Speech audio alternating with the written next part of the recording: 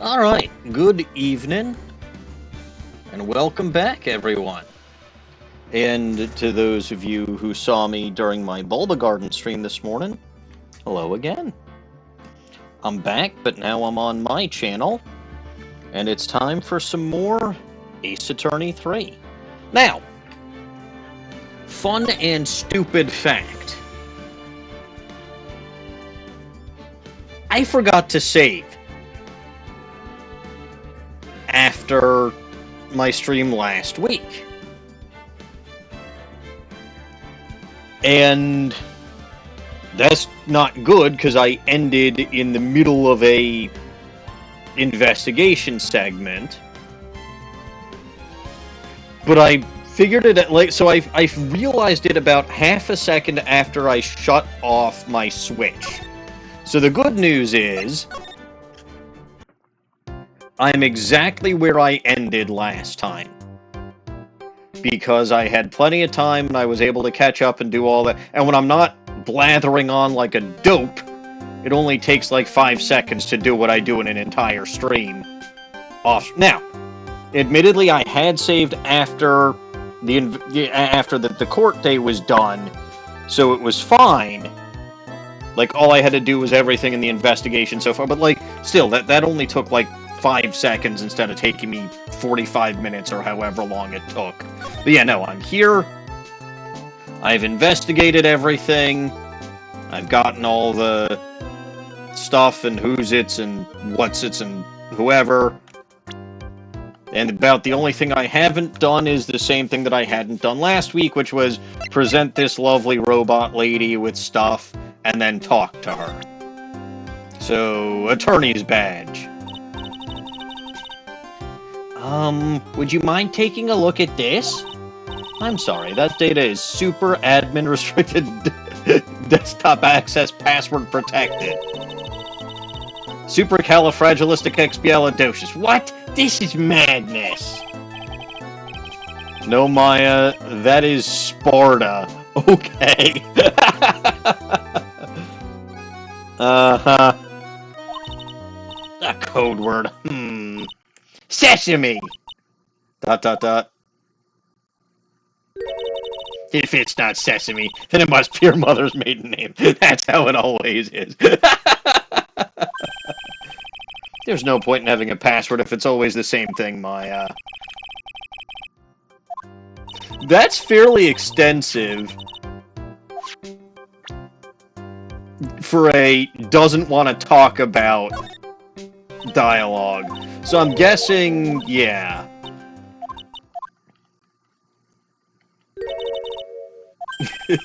I am amused. I am incredibly amused by this. It's, again, like, it's a lot more detail than they needed. They really didn't need to put so much thought and detail into, but, you know, I guess they put the detail in and they wanted to make yet another frickin' reference, so that's obviously a reference to the movie 300, I believe? But yeah, they're making it fairly obvious that about the only thing they want to talk about is Glen.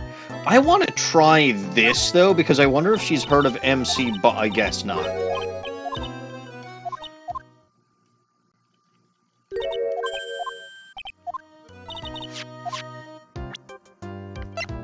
Alright, can I actually talk to her about Blue Screens Inc.? So what exactly is this firm's business? I will try to simplify it so that you can understand. We analyze the data management systems management systems required by certain branches of industry, and then deliver optimum operating systems and source-level components to them. Ha! You lost me at the corner of analyze and management. It doesn't matter, they analyze stuff, you got that much, right? The software we produce is distributed on CDs. Wow, you're out of tech! Or out of date. you know, one thing, like, this reminds me of something that I consider, because I recently went back and watched most of the DC animated universe. And by recently, I mean sometime in the last 5 years or so. Might have been during COVID when there was not much else to do outside. Anyway, Batman Beyond was supposed to be like this uber futuristic Gotham. And they're still using CDs. Like, they were so... I mean, the technology that we have in those kinds of shows is so incredibly dated, and it shows that what was cutting edge, because CDs were fairly cutting edge at the time. But, like, boy, have we come a long way. And society back then literally could not conceive of even 50-some-odd years in the future. Which was, I think, when Batman Beyond is supposed to take place in comparison to, you know, Batman the Animated Series. Right? Even that, they didn't even think about... I mean, yeah, they still use floppy disks, basically, in Star Trek, the original series.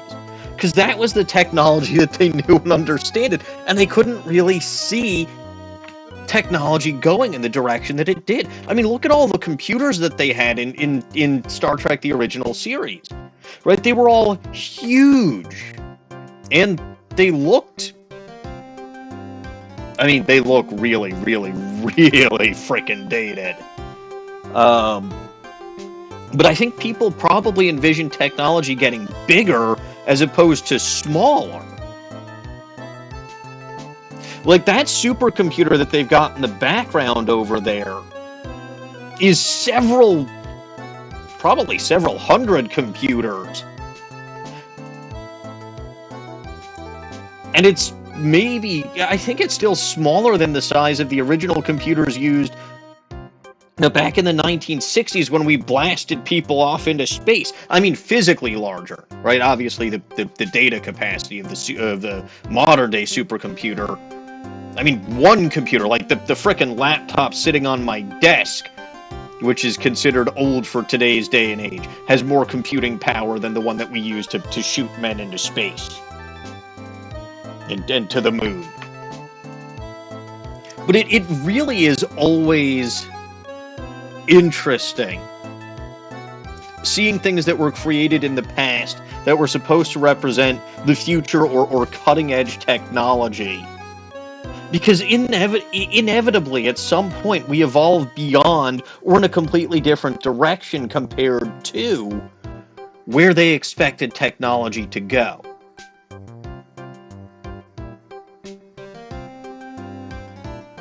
Anyway, that's enough of, well, I would say that's enough of my random musings for today, but let's face it, I'm only about 8-9 minutes in. We got 4 hours of this shit. I mean, I am aware that my smartphone has more power than that, but my smartphone is technically newer than my computer by a significant margin.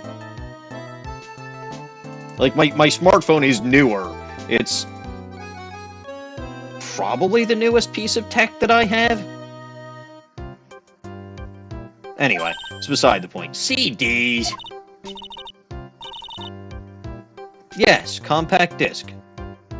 Outdated digital optical storage media. Yes, they are. Or were.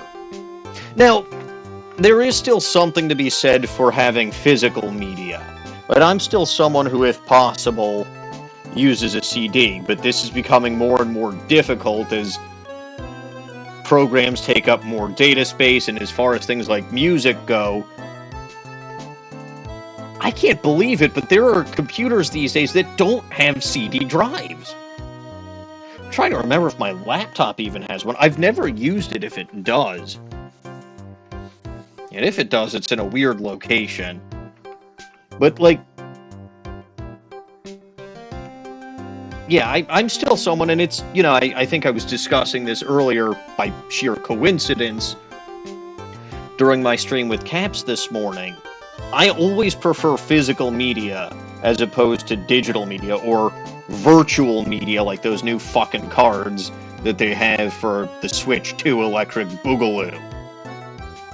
Which I will reiterate from this morning, do nothing but cause fucking problems and fix, and break a system that was already working when it was supposed to be a fix. Again, for a system that was already working. Nintendo gets in its own goddamn way so much. It's infuriating. It is a small firm, but all of my employees are first-class programmers. Let's ask one of them what they're doing. What do you want to bet that he's doing something stupid? Excuse me, what are you working on right now? I'm researching the impact of time-slicing on logical axes of global variables. Obviously, program structure heavily responses performance, so the codependence of global variables and memory overheads is vitally important to the success of the execution. Well, you get the idea. This is the sort of thing we are involved in. I mean, you can get external disk drives that plug into USB ports. The problem is, laptops are coming with fewer and fewer frickin' USB ports. Mine's old. It's got 3, and I still find that to be too few. Like, I wish that I had a 4th. And those, USB power splicer things where you get, like, one USB port taken up and you get, like, a power strip of USB. Those never work right.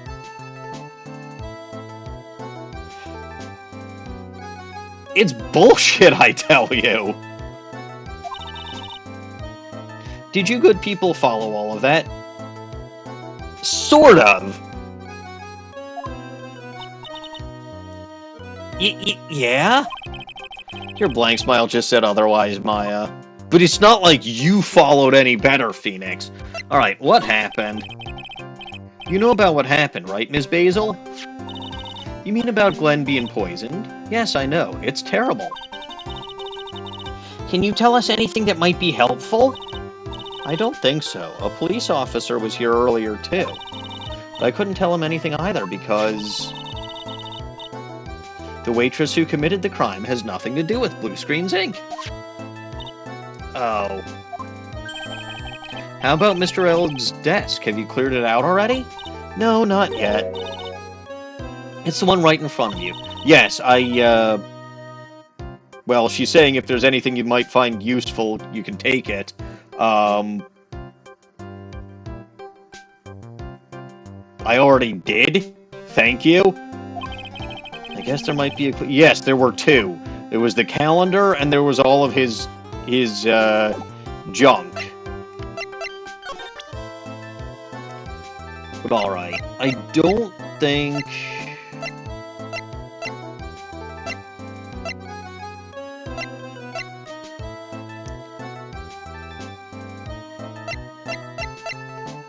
Present the prescription bag?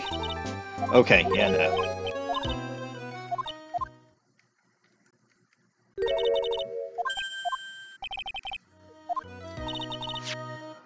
Okay, so I should probably only present... Okay, well, hold on. Glen's calendar.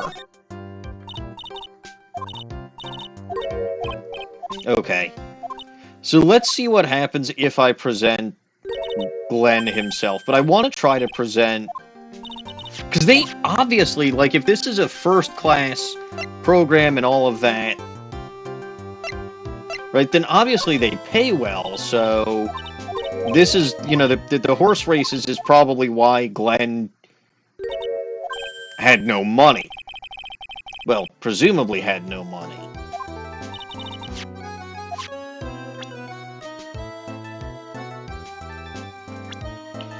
Fine.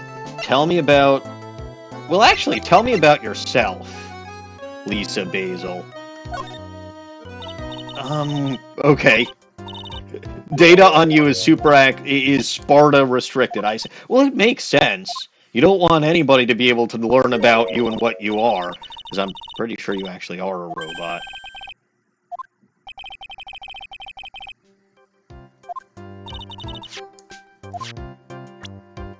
Fine, let's do the thing they wanted me to do. About Mr. Elg. He was a top programmer. I would even say he was a genius. But he did suffer from one or two bugs in his... See? Leave it to a robot to describe people as suffering from bugs in their personality. Oh? I mean, gambling in general is probably not a wise thing to do. But we know, you know, he had all those lottery tickets. And he was thrilled to get the $500,000 ticket. And again, if Maggie is to be believed, he was meeting with someone that I suspect was that tiger fellow, or Phoenix Pastaboy. And I suspect that the only reason people would meet with him isn't willingly, it's because they owe him a debt. So I'm guessing, despite the pay from here, he was flat broke because he kept gambling.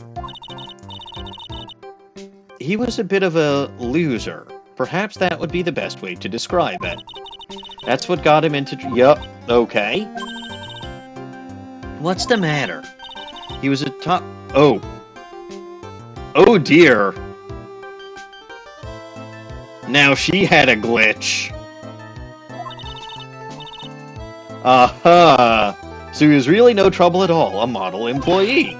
Hey, wait a minute. Just now you said something about him being in trouble.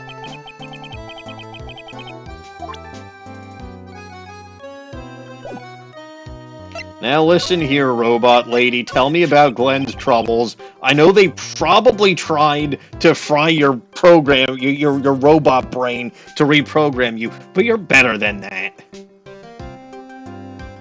About Mr. Elg. Was he in some kind of trouble? I'm sorry, why would you think that? I thought you said something about it just now. You said he got himself into trouble because he was a bit of a loser. ... Oh no.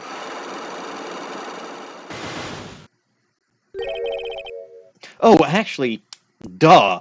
I know that he was going to meet the tiger guy because it was on his fucking cat. I knew he was meeting with the tiger guy, so it's not just a matter of Maggie's word at this point. Now I have confirmation. Anyway, 3 Cyclops?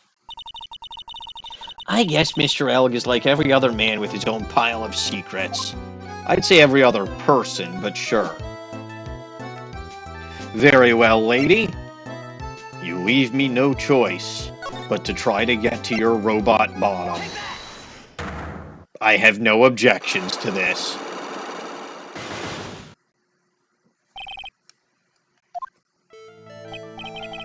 So how about you tell me what kind of trouble Mr. Elg was in? I'm sorry, sir, but we don't deal with troubleshooting. I've got to figure out how to debug the robot. I mean, obviously robots can have Cyclops. I'm looking right at them.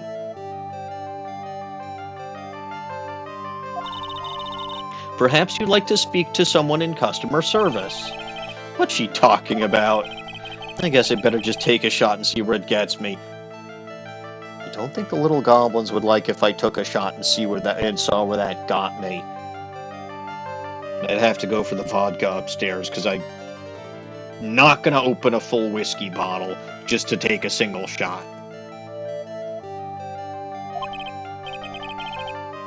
Ms. Basil, let me ask you something.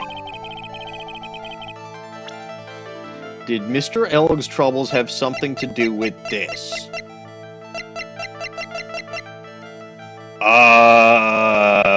Boom. What is that? A bunch of horse racing tickets. All losing ones. With that many tickets, you could get $1 at the recycling center.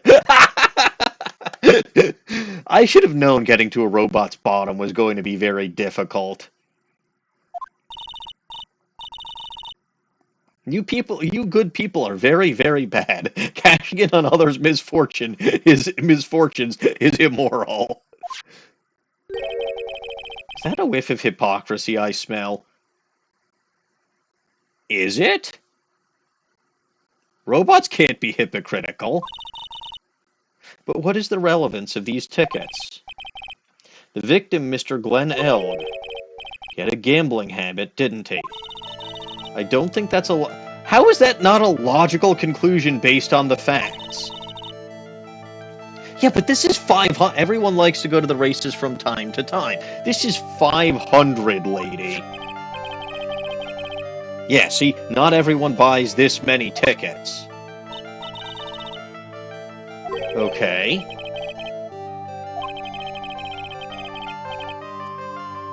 No. Because here's the lottery ticket.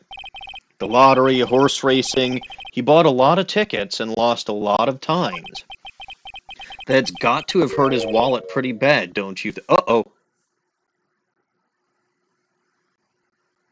Is that sweat or oil? I can't tell. That's probably sweat. Can robots sweat? Maybe enough to be the cause of some pretty serious trouble, perhaps? No. Alright, you are right. Glenn did have a gambling habit. You good people must not follow his example, do you understand? Trust me, even if I wanted to, I don't exactly have the money to buy any. Little goblins keep stealing all my money. But if you win, there's no problem, is there? And Glenn had a winning ticket, didn't he, for $500,000? Yeah, but it's hard to imagine how he could have been in trouble then, isn't it? He was fucking killed for that! It's true that Mr. Elg won $500,000 in the end, but that was his first stroke of good luck. He was in deep trouble before, and his one stroke of good luck got him killed. Also, if you spend $1 million on tickets, earning $500,000 back still doesn't put you back to zero. Deep trouble, what do you mean? Ah, do I even have this guy in my profiles yet? No. Alright, well, my dear robot lady, I shall have to cancel my appointment to get to your bottom. Rest assured, though, I will get there before the end of this stream.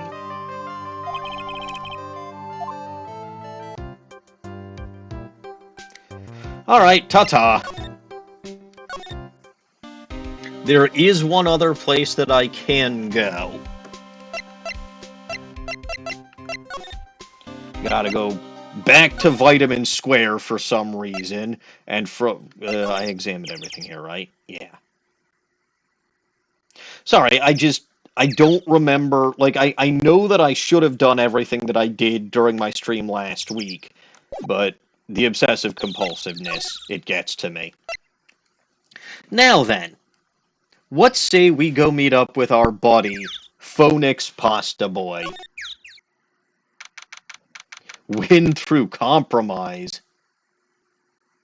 Wow, a punching bag that was hit so hard that it broke and they had to put like a patch on it, and the patch still seems to be dented.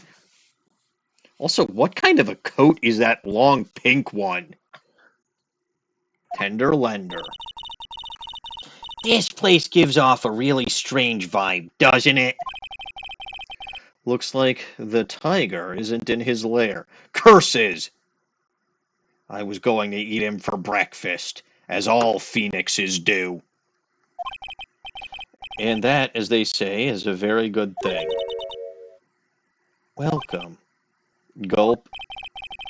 Talk about a creepy voice. It makes your soul want to shrivel up and die. Oh, I bet you it's, I was gonna say, I bet you it's that bandage-haired lady. Not bandage-haired, bandage-headed lady. You're here to discuss a loan?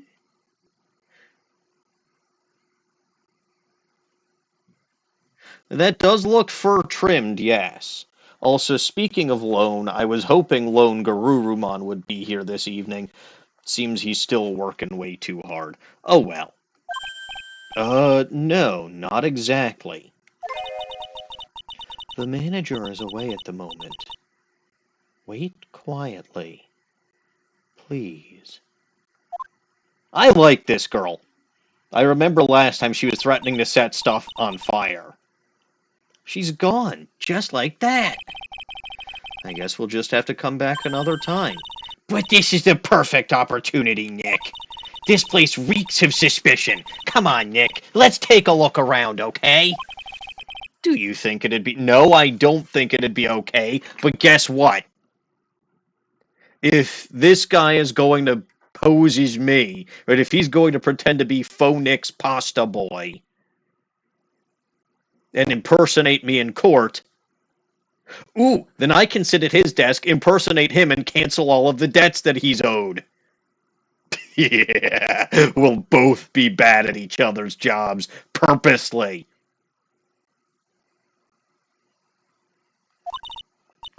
Of course. No one will ever know. Coffee? Ah! I'll leave it here for you to enjoy. Quietly. Yes, thank you. Do not touch the desk, please. Obviously, she's smarter than the average individual. Because the average individual probably can't tell the difference between Fauxnix Pastaboy and Phoenix Wright. So I could have possibly gotten away with pretending to be Fauxnix Pastaboy with a less intelligent individual. It's hilarious that the one who's got bandages all over her head is probably one of the smartest people here.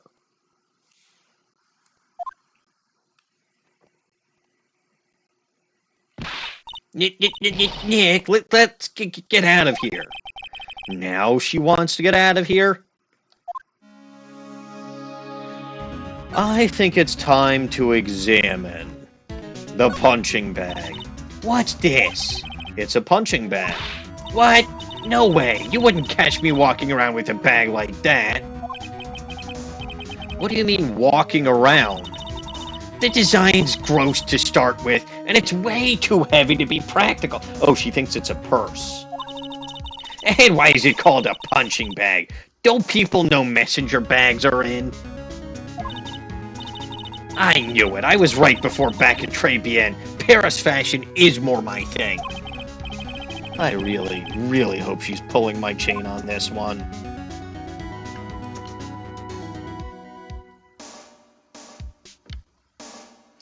Does look like he's got a bit of a temper, which makes sense. Win through compromise?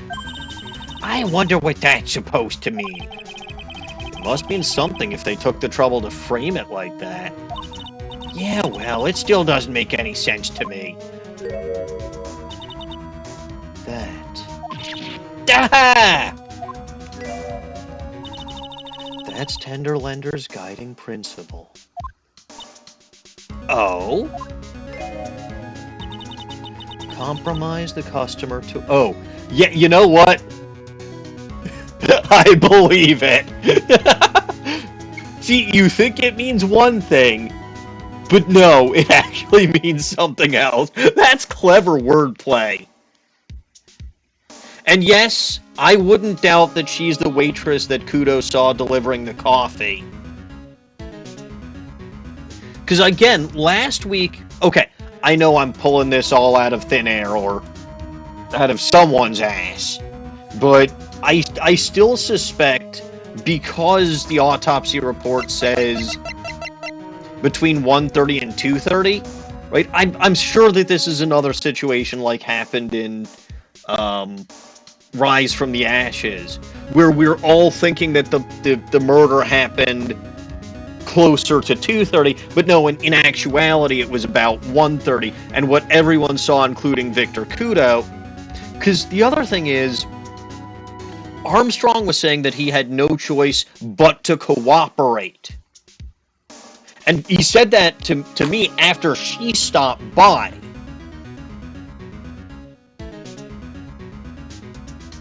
So I'm guessing that Armstrong was strong-armed into testifying against Maggie when he knows damn well what actually happened. Kudo literally doesn't know any better. Right? Kudo he's saying exactly what he saw. And isn't lying.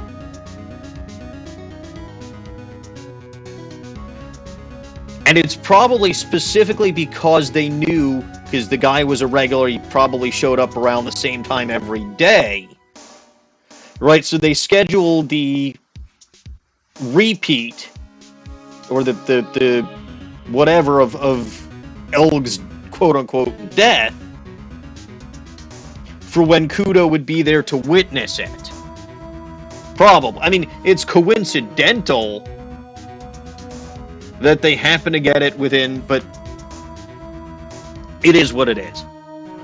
Anyway, compromise the customer to win. Oh, I see. How about you, Nick? Yeah, well, as long as we don't have to compromise my hair, I'd say we're okay. That's one slogan no business owner should ever explain to their customers. Shudder. She seems very delightful, this girl.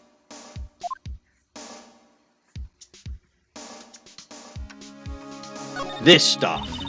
Let's see. This round doll thing is called a Daruma, I think. I figured I'd read a book or two and be more cultured, in case you're wondering. You mean you aren't making stuff up for a change? Heh, I bet you also didn't know that no matter what, he'll always right himself. Go on, Nick, give him a good shove. Only if I feel like dying. Now this yellow thing. This is a Japanese... I'm guessing it's not actually Japanese chess. I'm guessing it's shogi. And it's the king piece in a game of shogi, not Japanese chess.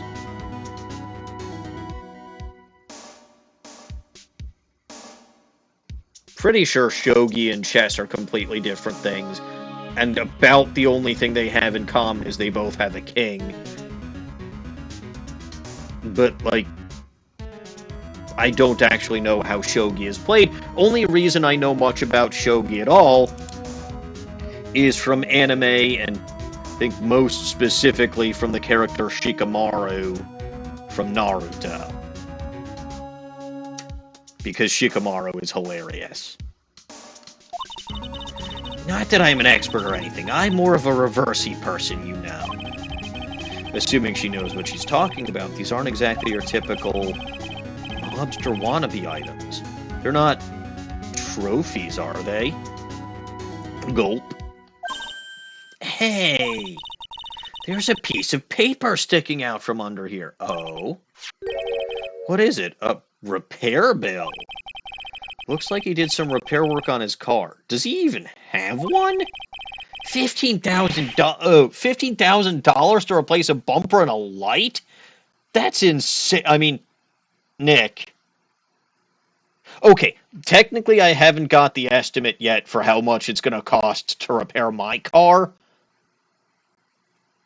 But, like, that's mostly just for, like, basic fender damage. You know, if you smacked up a bumper, you know, that's going to take a lot of work. You know, bumpers are kind of just important. It's more than just that external plastic bit that you've got on the car. There's all the stuff underneath it to make it an ideal crumple zone. And, you know, again, it's no good if that's not useful to absorb impact. So there's a lot of structure and a lot of things that go into fixing a bumper.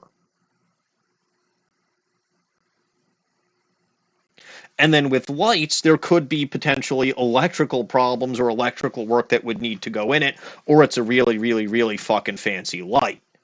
Now, when my van's rear driver's side light was shattered by that tree falling a couple years ago, actually I think 2.5 years ago at this point, it was basically just the external part that needed to be replaced, so I purchased that for like $25 and popped it in myself. But I'm a pseudo-professional, so I don't recommend that unless you know what you're doing.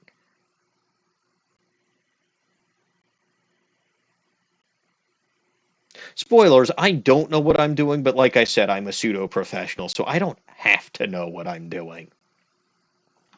Bottom line is, I'll have more to say about this potentially after I get the estimate for how much it's going to cost to fix my car after last week's fender bender.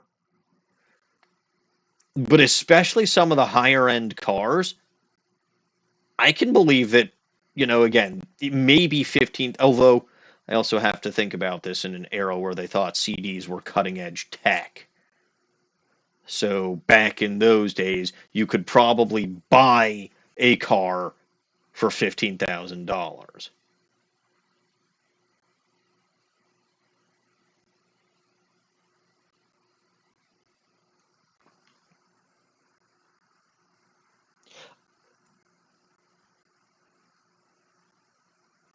So, okay, inflation aside, they're trying to say that it's insane, and I've gone off far too long about this. Whatever. The car's registered to the cadaver. I'm sorry, what?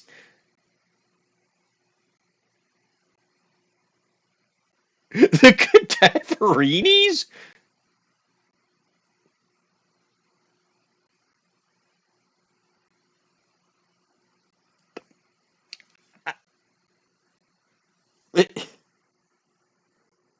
Are they called that because they're a bunch of dead bodies, or are they called that because they make a bunch of dead bodies? Okay, yes, Pokey Delta, they probably are a mob family. But I'm sorry, I'm laughing at this shit because that is such an, I mean, it's Ace Attorney, so I shouldn't expect this, but like, that is such an on the nose name. Oh, God. It's like that mushroom back in West of Loathing from this past Thursday that was Lacteria's Dirty Hippica. Dirty Hippica. Sometimes stupid names are just really on the nose and they're funny. Anyway, the car's registered to the cadaverinis. Huh? So it's not even the tiger's car. Why would someone else's repair bill be in the tiger's office? Um, for the same reason that his Vespa is all smashed up?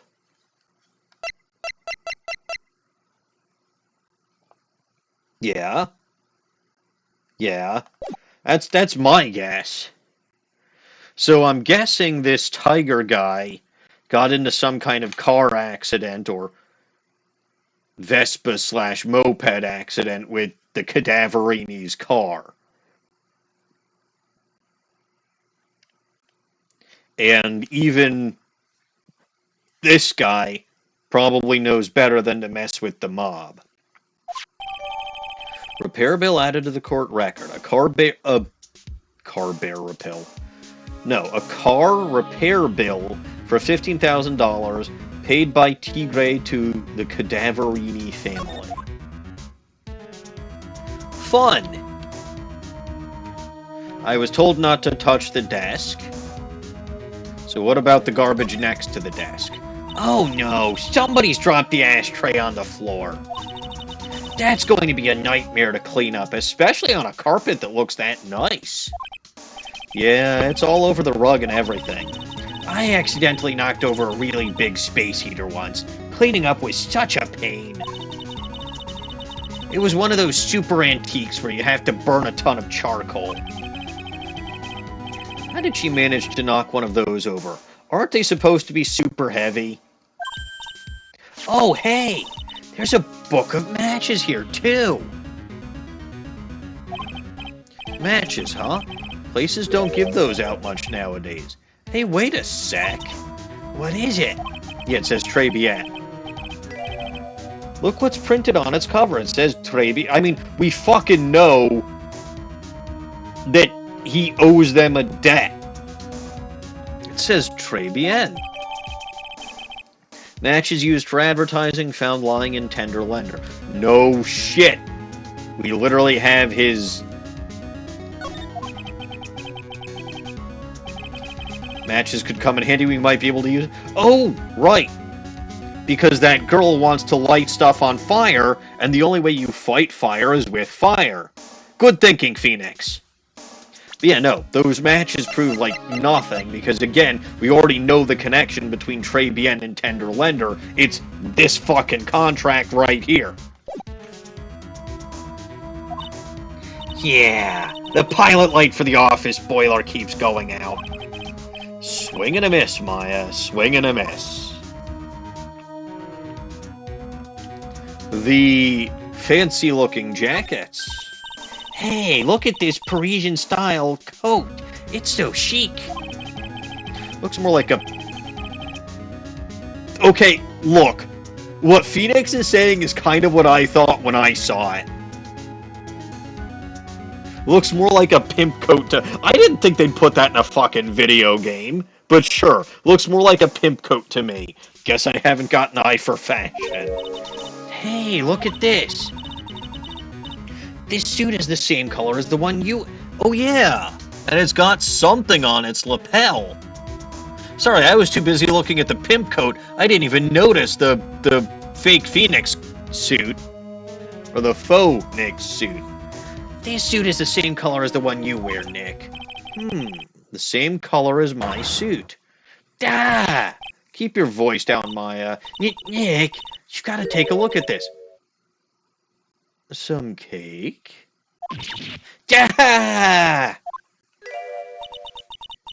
I'll just leave it here for you. Yeah, sure. Thanks. Look at that. Just wait here quietly.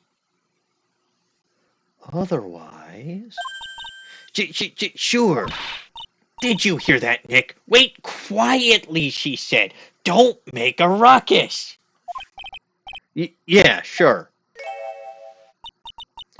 I have my eye on you. Only so I can take care of you. Understand?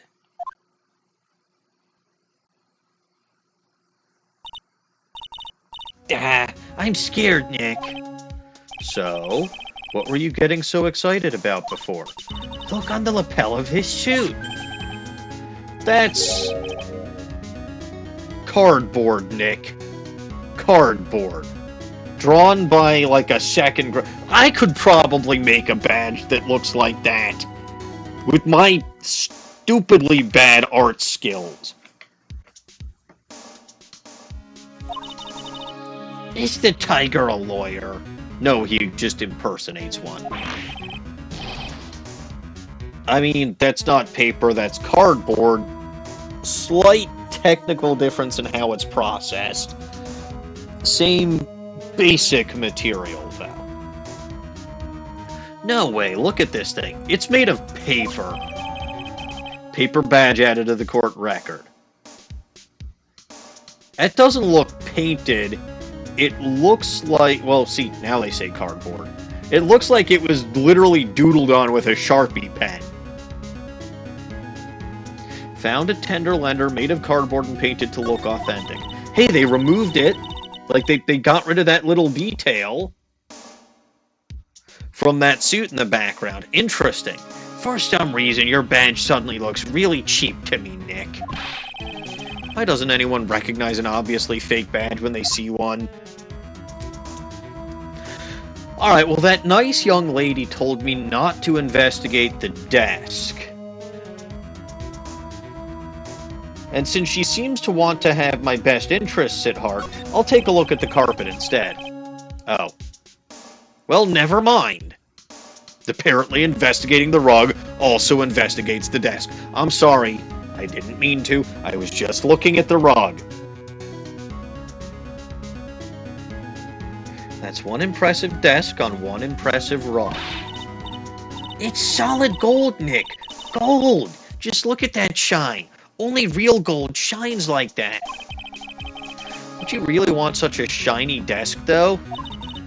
I don't know, but let's see what it's like to sit at a solid gold Maya, be careful.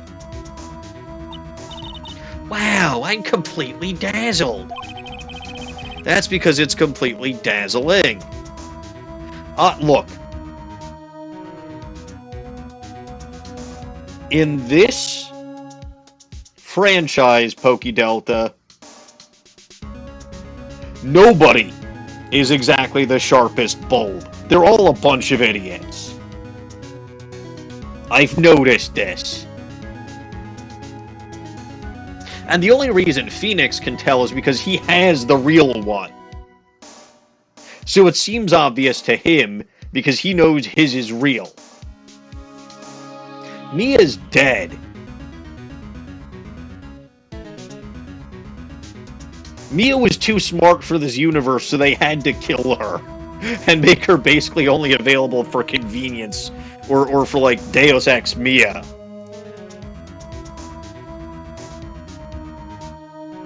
Anyway, that's because it's completely dazzling.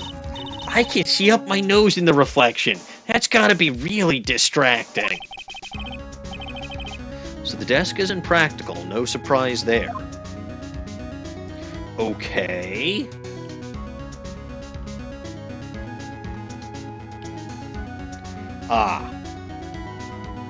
It would be the stuff on the desk. There's a CD player on the desk, but the desk is so loud, it's a wonder you can hear it. The lid's open. I wonder what kind of music the tiger's into. Have you finished the coffee? Ah!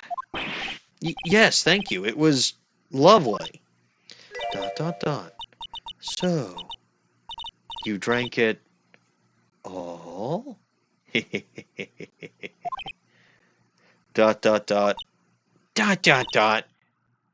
Gulp?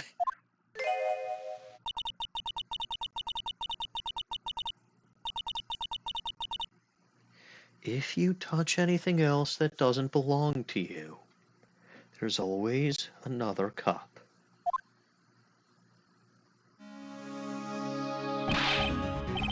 That coffee! It was laced with something. I'm almost sure of it. Nick, my stomach. It's killing me. ... Oh, wait. Maybe it was just a burger I ate for breakfast. I sure hope so. Better take a look at that CD while we're still alive and have the chance. What the... What? It's not the Rocco soundtrack, is it? Claw of the Tiger? I think that's supposed to be a reference to Survivor's Eye of the Tiger. It's a demo CD? The artist's name has been handwritten on the disc in pen. Let me guess, MC Bomber. Uh-huh. What? This must be the CD that Maggie told us about. Let's listen to it. I bet it's heavy metal. No way. That woman will make us drink more coffee if we do. And unlike Godo, too much coffee probably will kill us. MC Bomber found a tender lender a sample disc with the name written in marker. Whoa! Russian guar!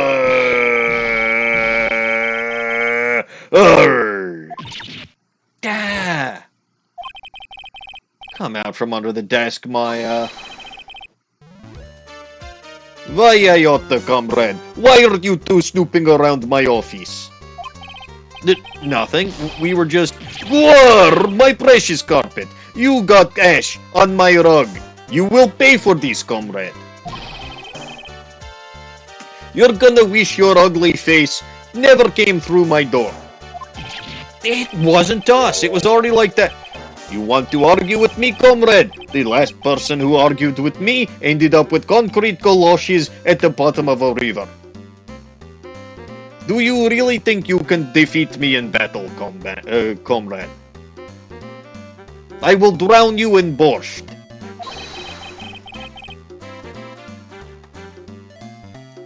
I will drown you in borscht and then turn you into my new rods. Ah! Oh. Don Tigre, you're back. Dak, yes, it's her again. We know she's here, Phoenix. It's like evil seeping into your head through your ears. I'm sorry, Don Tigre. I knocked over that ashtray earlier, and... Eek! Has she got a death wish or what? Dot dot dot. Oh! He's okay, comrade. Huh? Forget about it, Violetta. He's nothing. I can get Durag. From Moscow. What? I am not going to get mad at you. You are far too cute for this. That is so unfair. I mean, Phoenix, that's how life works. That is abso-fucking-lutely how life works. You better thank your lucky... You better thank her for bailing your ass out from that one. Because as much as you thought she might have poisoned your coffee, she probably saved your life because he probably was going to tear you limb from limb because he thought you were the... And she didn't have to confess. Like, even if she did it, she didn't have to confess. But yes, Phoenix, cute people get away with whatever the fuck they want to. It's not fair, but that's how life works. And yes, my wife basically gets away with whatever the hell she wants to get away with. That's a whole other story for a whole other time. And none of your business anyway. I mean, he's implying that he's enamored with her because he said she's too cute. But, Pokey Delta, you bring up an interesting point. What if he is scared? Not... So her name is Violetta. I wonder if it's Violetta Cadaverini. And whatever car accident he got into hurt her, in addition to damaging the car. I would imagine that he would have to pay her medical bills as well. And if her father, or godfather, or whatever, is the head of the Cadaverini family, that is one hell of a reason to be scared of someone. So...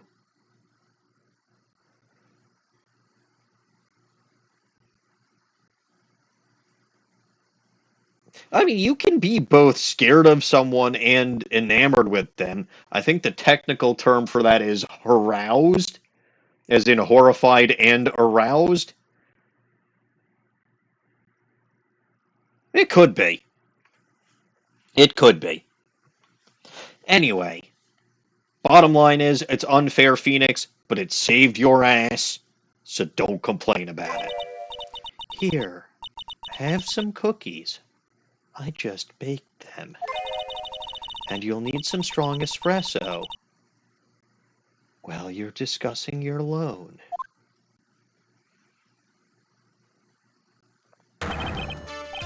Whoa! Phoenix, right. We meet at last. Yes? You are either crazy or just plain stupid to come after me, comrade. I worked so hard, but now you had to come and mess up my plans. And as you know, messing up a Russian's plan is never a good idea, comrade. Usually ends with multiple people dead. Starting with you. So it was him. No shit, he's your phony. But I do not care. No one gets in my way and gets away with it. What? I mean, excuse me? Oh, you should have let the little girl at home, right? This is going to get messy. I will kill you. I will kill person who makes your pierogies. I will kill person who makes your borscht. This is how it works in Russia. I have a few things I want to ask. Russian Gwar! No questions. This is last time we will meet like this, comrade. Back! Wait, but please, did he kidnap Maya again? Oh, okay. He didn't kidnap Maya. It seemed like he kidnapped Maya. In which case, he would meet the same fate as Shelley D. Killer. By pure coincidence, of course, both of them commit suicide in a very oddly specific way. But since he didn't kidnap Maya, that's not actually a problem. I don't have to worry about it. That was pretty weak, Nick. You waited until he was out of earshot before you shouted after him. Like you're one to talk. I didn't hear you scream, "Hold it," either. The espresso. Ah! And cookies. Yes, ma'am, I will drink the espresso and eat the cookies. This woman is definitely not good for my heart. Neither was Dahlia, but you kind of fell in love with her anyway. I don't blame you for that either, Phoenix. Like I said, it's not fair, but cute people get away with basically everything. Now, what was it the tiger called her? Violetta? Pretty sure I've examined everything now, and I can actually talk to her. Hooray!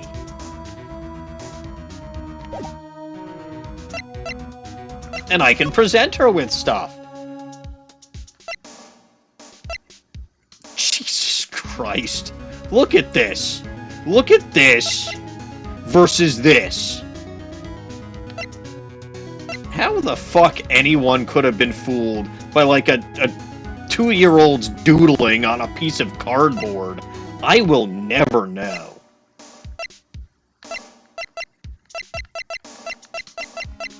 Ma'am, I'll have you know that I'm an attorney. About this. More coffee? You must have more. No, thanks. I've had enough. Really? I'm thirsty, but not that thirsty. I don't leave the office. Can't tell you about anything except Don Tigre.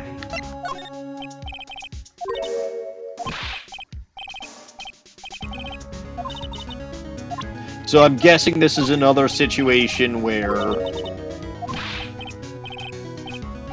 the only thing that I can ask you about is Don Tigre.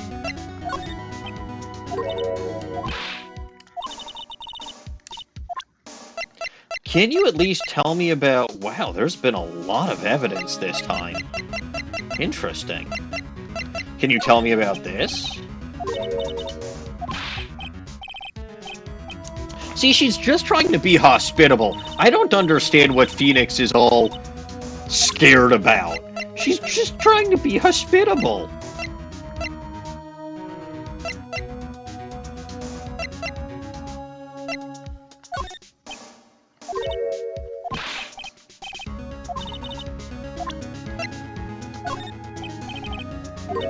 Okay, you don't leave the office, but, like, this is a contract with the office. Elg?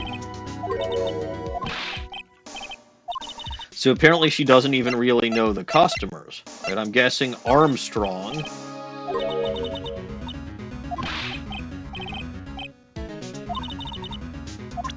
Oh, hey, she's finally in... possibly part of the staff at Tenderlander. Thoroughly bitter. What the fuck is wrong with you, Phoenix? What makes you say she's bitter?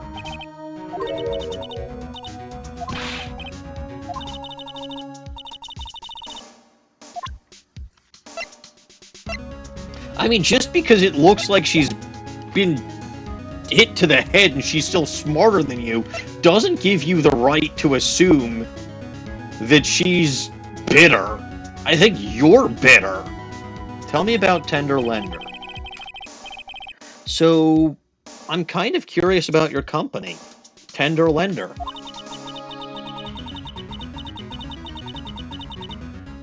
Oh, good. With the warm and friendly atmosphere you'd expect from a family-sized business, a conscientious rate of interest, and an attractive repayment policy.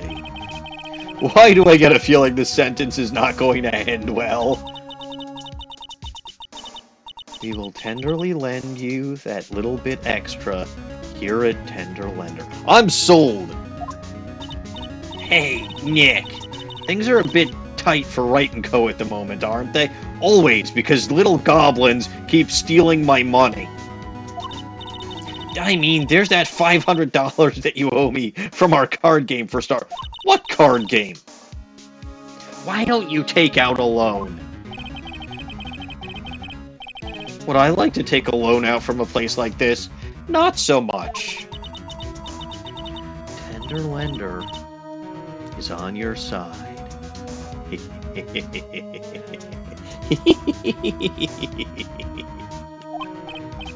So, let's say I'm late with my repayment. What happens then?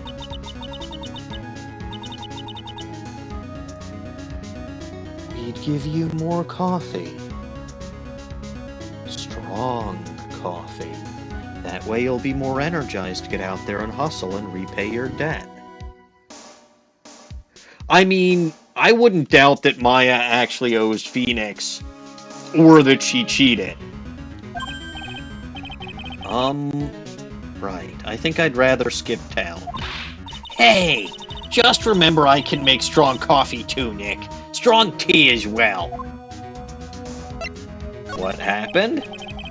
So, do you know about the incident we're investigating? What incident? Well, a man was poisoned in a restaurant just near here. That incident. Let me see. I was here that day. With this. So they're going to alibi each other, which makes perfect fucking sense. With the manager. The manager being that tiger fella. Furio Tigre.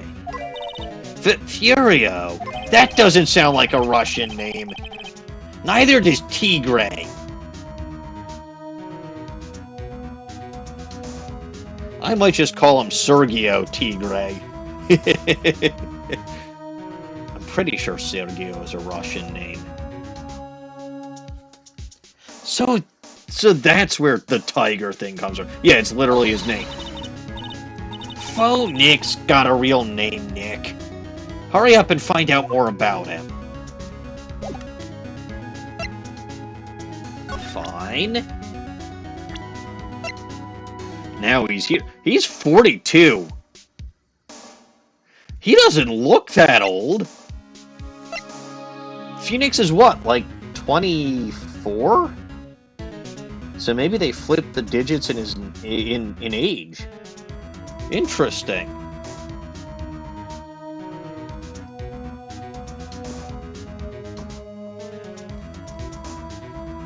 Tell me about this guy. Can I ask you about the tiger? I mean, Mr. Tigre. Cookie? Sure. How do you like my cookies? I baked them myself.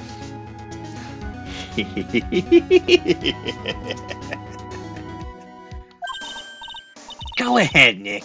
The honor is all. Why are you insulting this poor lady's baking? She makes you coffee, she bakes you cake, she bakes you cookies. And you're insulting it without even trying it. No, ladies first, Maya.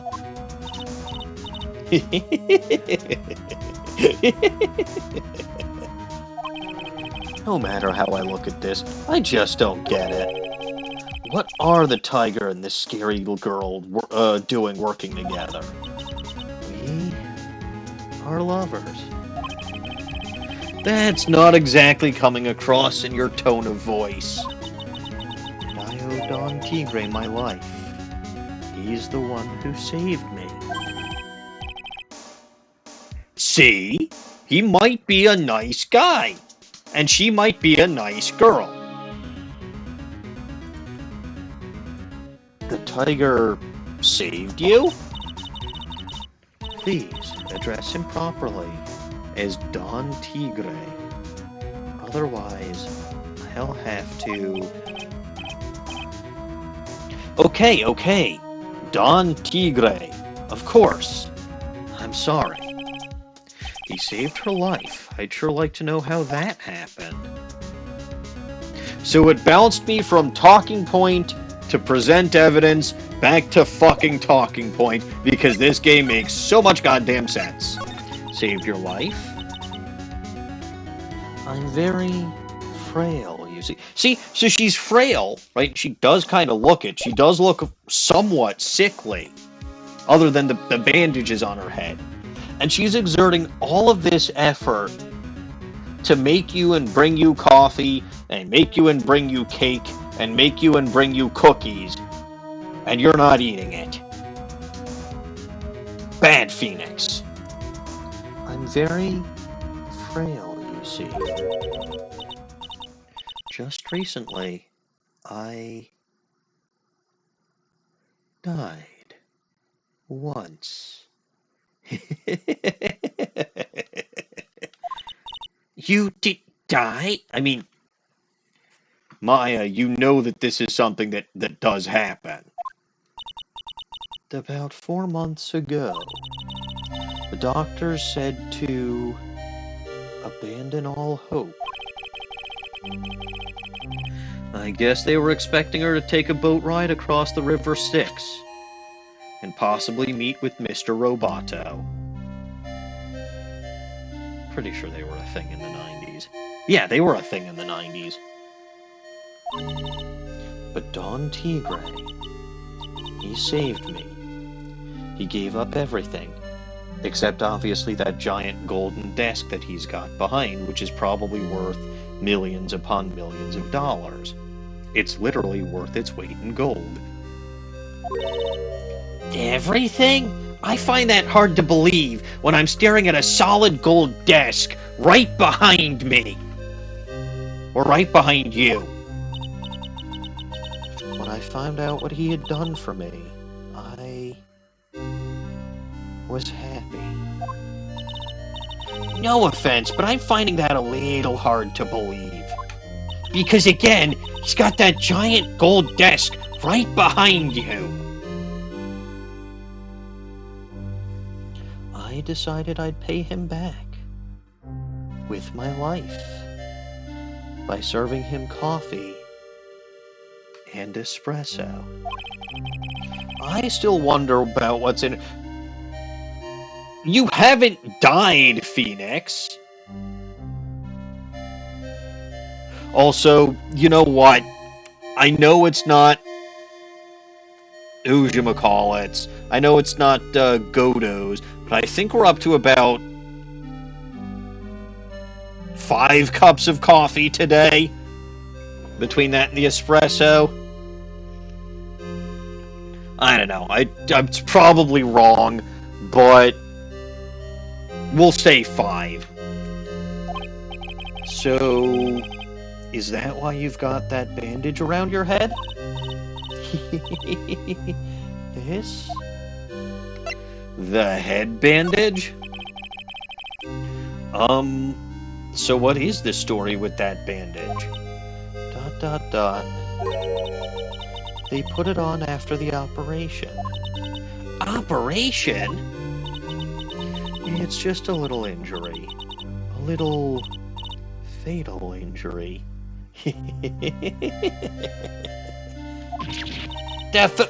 Fatal injury? Maya just suffered one herself by the sound of it. So that's the injury you were talking about before when you said you had died once? Dot, dot, dot. Uh-oh. I mean, very clearly it's not fatal if she's still alive. But it does seem like I have to get to her bottom, too.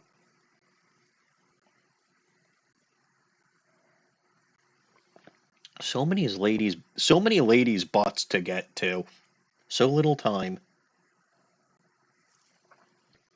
Welp. Erg. She really creeps me out, Nick. Same here, but we've got to find out the truth. Fascinating. Well, let's see what I need to get this party started. I mean, I know that you can die during an operation and be walking around months later. I am aware of this. But that's literally when you're in an operation, you die, and get brought back during the surgery. You wouldn't necessarily still be walking around 4 months later with the bandages on your head from that. Also, hi, Normans. There are multiple ladies' bottoms that I have to get to today. One is her, and then the other is that robot lady. I'm kind of looking forward to getting to that robot lady's butt. I mean, bottom. I mean, you know what I mean. Do I even know what I mean? I don't know. Tell me about this head bandage lady. Yes, lady bottoms. Always lady bottoms. I don't like getting the guys' bottoms. That's not the way I swing. You said that bandage was that bandage around your head was from an operation. Dot dot dot. You also said you suffered a fatal injury to the head, correct? Yes. The operation was very difficult, apparently. Now, by fatal injury, you mean you were hurt very badly somehow, right? Dot dot dot.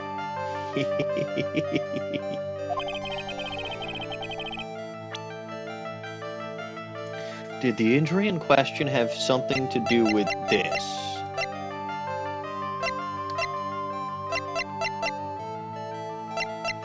I'm going to take one stab at this and assume that it's the repair bill. I have here a car repair bill. From this, it seems pretty obvious that this car was involved in an accident. Let me see that. Dot dot dot. This bill is made out to the Cadaverinis? Yes, it is. And again, that is probably the most on-the-nose mafia crime family name that you can come up with. I love this game so much at times. I really do. I don't think I ever introduced myself. Tell me, what do the Cadaverinis have to do with me? Something tells me she's not about to say hi and introduce herself. Alright then.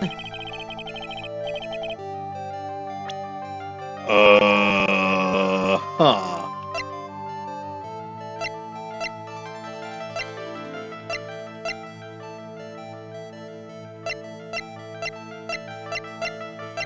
I believe I have to back out.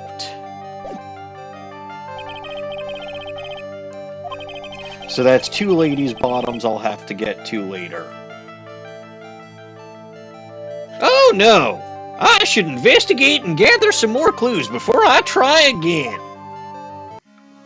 Also, don't be sorry, Normans. The rewards exist just so that people use them. Anyway, I'm about finished with everything that I can do here. So I need to move. I'm going to go back to Vitamin Square. Because that's literally the only place I can go. January 7th, Vitamin Square. Always eat your vitamins. There he is. Old Seedy's back feeding the pigeons again. There, take this, and this, and get out of my park. Like I thought, he's really mad. Come on, Maya, just keep your head down. Let's sneak away while we can. What? Why? Hello, old man. What are you doing, Maya? Huh? Hey! He just turned his back on us. That stupid snipper-wapper. Nobody turns their back on old Bag. That's really rude. I should go up and dick him in the schnoz. Especially since he's got that real big red nose. It'd be fun to dick him in that schnoz of his.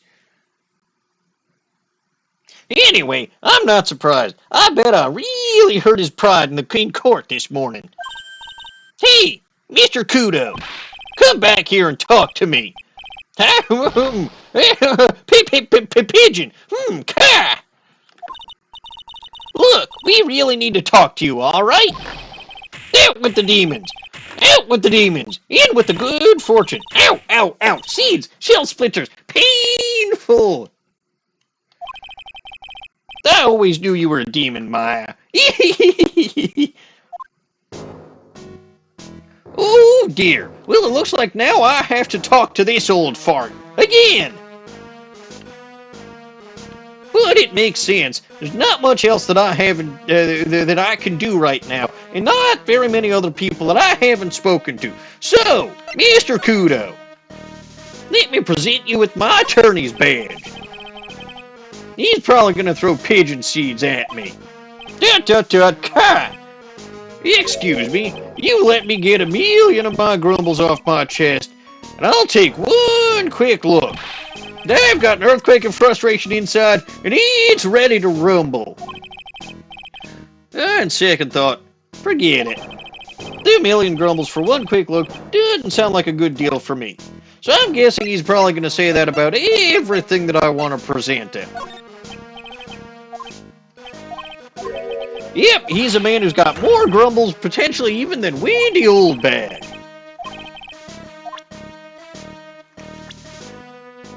But what if I present him with the waitress? I guess not, because you can't really see her uniform for that. What about Robot Lady? She's far cuter than any waitress. Then again, that could just be a personal preference thing.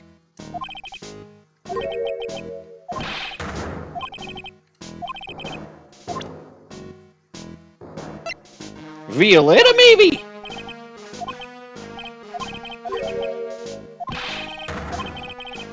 Well, that's no good.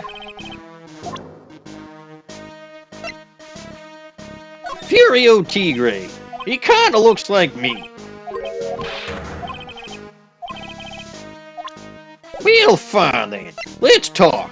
Oh, I'm pretty sure it did nothing, Poké Delta, but I do have to try, just in case. Let's talk about today's trial. I'm sorry about what happened in court earlier today. Everyone will be talking about me behind my back now. That dirty old man was so busy looking at the serving girl's backside. God, this stream really is all about girls' butts. I'm not surprised. And he can't remember her face. A filthy, depraved animal. Not at all. Are you listening to me, boy? I don't care what you say. I saw that waitress put it in. That does kind of look like Violetta's hair. But it also kind of looks like Maggie's hair.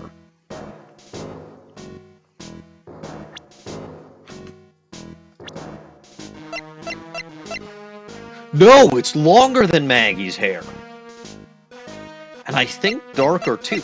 You may have been onto something, Pokey Delta. I do think that was Violetta that he saw. And he was staring at... Well, tell you what, man. You and I both have to get to the same girl's backside. She put some white powder into the young lad's Javachino. We hear you. And another thing, stupid pigeons. The young layabout was wearing an earpiece. On the same side of the lens of his broken spectacles. We're really sorry. Actually, no. We should be. Because what he saw is the key to cracking this whole case. So I made a little mistake about the vase. So what? I know what I saw. I tell you. Okay. Take it easy, please, Mr. Kudo. Don't tell me to take it easy, you spiky-haired brat. Take this! You're an embroiderer? You said you were a craftsman, right? Ha! The modern world casts honest craftsmen like me aside in droves. Surely it's not that. I come from a long line of craftsmen, right back to the time of the shoguns. Do you hear me? I didn't become an embroiderer. I was born one. Actually, I'm kind of in the same situation myself. I wanted to stick my fingers up that dribbling old judge's nose. I don't blame you, Victor. I really don't. And stream right down his ear hole. Objection! Oh. So did you want to become a lawyer when you were young? I don't think that's quite it, Maya. I think he's just in a bad mood, that's all. I've got a tsunami of frustration inside, and it's ready to burst out! If we let him start rambling now, we might never shut him up. What should I do? Let him vent, Phoenix. Seriously, it's always better to let people talk. Pat him on the back and say thank you. Please, vent your frustrations. It's the least we can do. So, there's not much call for craftsmen these days, then. Of course not, you idiot. All I'm good for nowadays is running errands. Errands? Everyone takes advantage of the elderly. Buy some bread, Gramps. Take the dog for a walk, Granddad. Feed the pigeons, old man. What am I? Some sort of 2-bit community handyman? Well... Buy some bread. Now that I can understand. But what's the point of feeding some seedy pigeons? Why don't people say what they mean? Get lost. That's what they're trying to say. Oh, yes. I'm just an inconvenience, you see. He fucking eats... I think he mentioned this last time, but, like, he fucking eats the seeds, and I don't know why. At home, at that restaurant, I just get in the way, don't I? I'm sure you don't. Wait a minute. What did he just say? At home and... Well, didn't he say that he works at a restaurant? Hold up. By restaurant, are you talking about Très Bien? Did you get asked to run an errand there, too? Yes, I did. The very day that young brat was poisoned. Well, what? Yeah, he said he works for a burger joint, so I don't... Like, okay, it's lucky Phoenix took that logical inference, but he specifically said that he works at a burger joint, so I wouldn't have. The errand? So on the day of the incident, what were you asked to do? Glad you asked, boy, because I'll tell you what I was asked to do. All of a sudden, that young lad... So he was asked to do something after. Okay. Yeah. He was in the way because quote-unquote Glen Elg needed to be able to get up and walk away, and the real dead body had to be brought out from the kitchen or wherever the fuck unsanitary place they had it, and put at the table.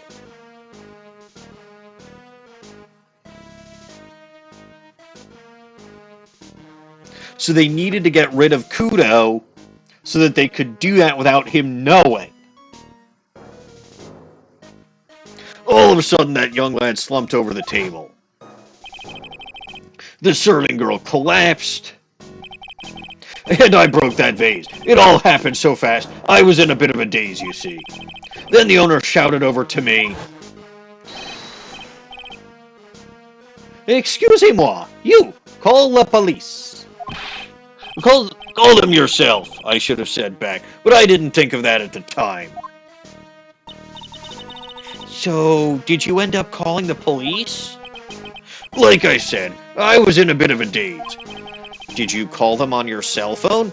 Are you fucking kidding me? Do you think this guy has a cell phone? Ha! See? See? I called it. Ha! Do I look like I'd have one of those newfangled thingamajigs? I went out looking for a payphone, of course, which I think we actually did establish.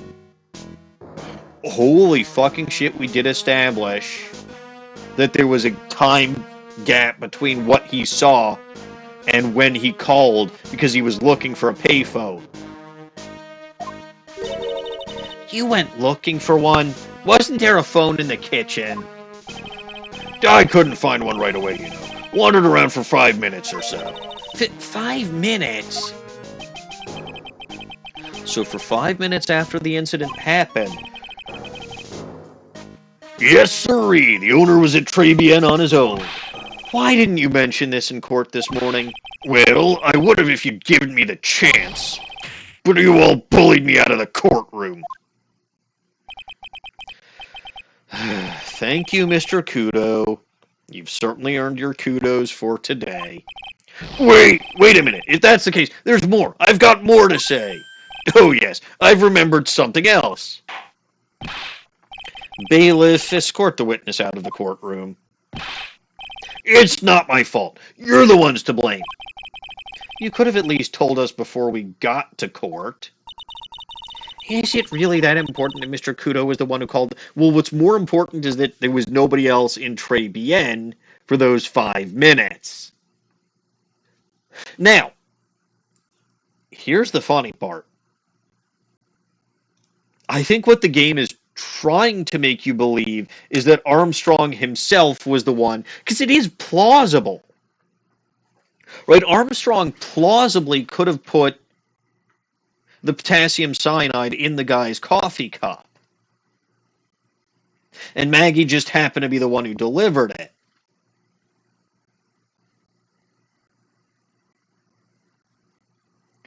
And again, he's got that $500,000 loan that the lottery ticket would seem to account for, although again, lottery tickets, you know, if it's for $500,000 and you take the lump sum, I think you'll be lucky to see $100,000.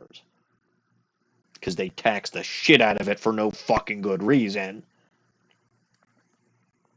Like, the tax was the fucking money that you pumped into the lottery system to begin with. Whatever, if you happen to win,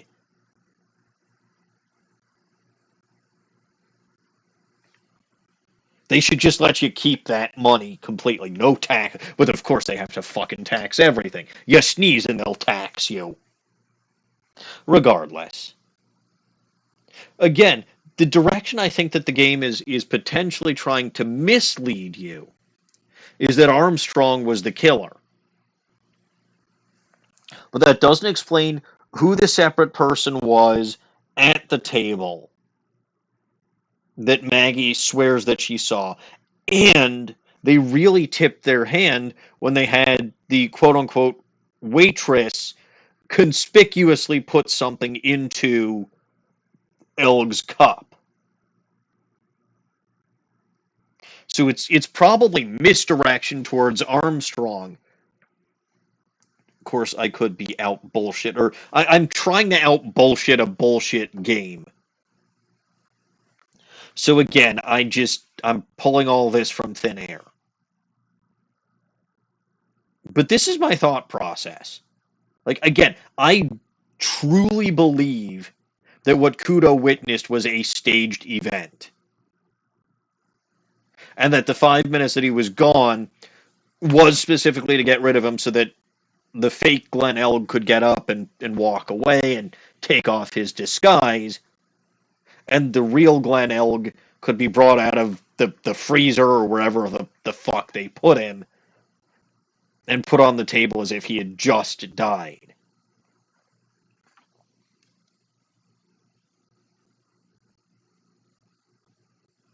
And yes, I'm also not 100% sure that that CD has music on it, because they did make a point over at Hoojamajiggets to remind us that CDs can also be used for things on computers, as if we don't fucking know.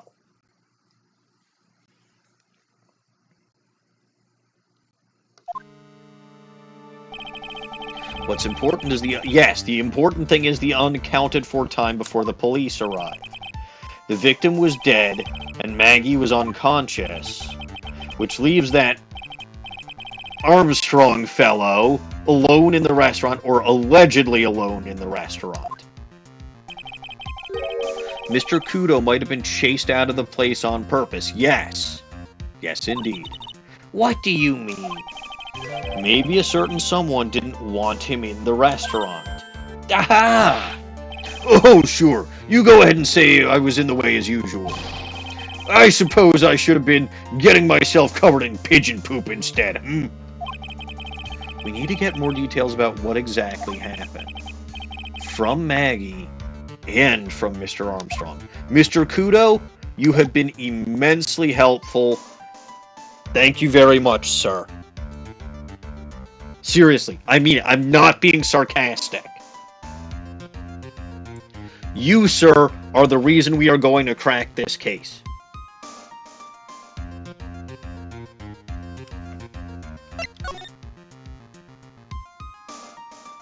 Très bien. Hey, Gumshoe, I've got a present for you. Actually, I've got several presents for you.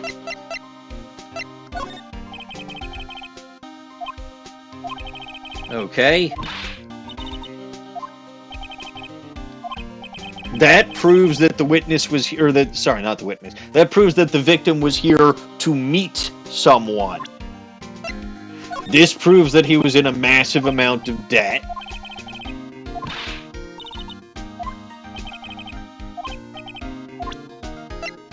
This proves that the guy who held Glen Elg's debt, whom he was here to meet, was in trouble with the fucking mafia.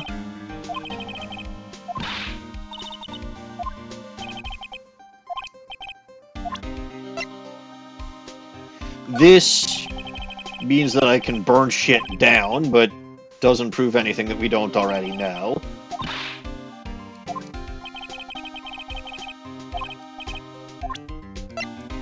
This is my attorney's badge. You can't tell the difference, can you? Yeah, I didn't fucking think you could tell the difference. But most importantly, MC Bomber.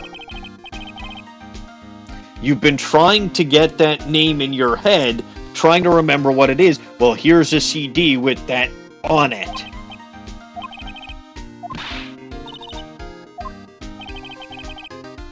You can at least take it to the fucking Criminal Affairs Bureau and figure out what the hell is on it. Seriously.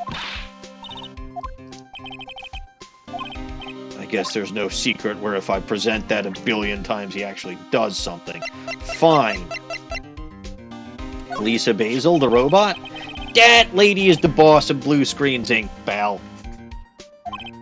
Yeah, I figure she's clean. She's got nothing to hide. Evidently she does. Because she's a robot and I have to get to her bottom. She seemed kinda like a doll to me. No, robot is the word you're looking for, Gumshoe. Robot.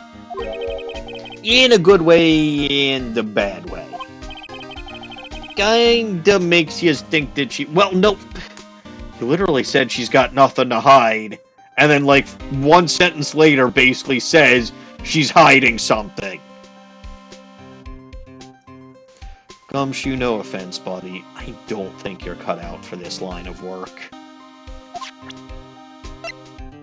Violetta? That's what I figured. Hold on. What do you make of this? Sorry, pal. All I can think about is Maggie at the Okay, that's right, that's right, that's right, that's right. I think that's his generic thing for people. What about Furio Tigre? Okay, nothing.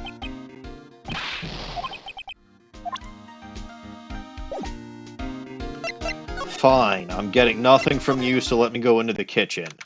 Armstrong, I've got to have a word with you. Looks like Mr. Armstrong's out again.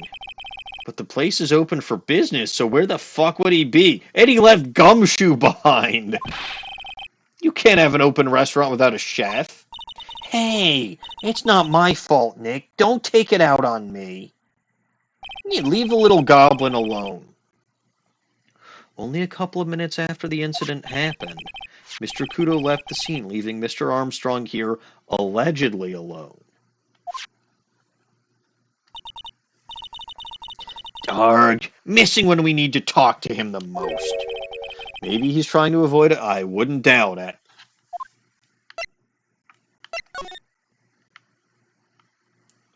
And everything in here is examined. Yeah. And there's no new poems that I can read. Well, fine. Gumshoe, you've been less helpful than usual.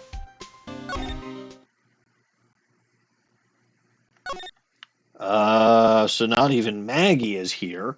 Well, that kind of leaves me in a bit of a lurch. But alright. I did say that I would go get to that robot lady's bottom. I have at least one more piece of evidence that I can use, which would be the one that he's... Well, it is the person that he's in trouble with.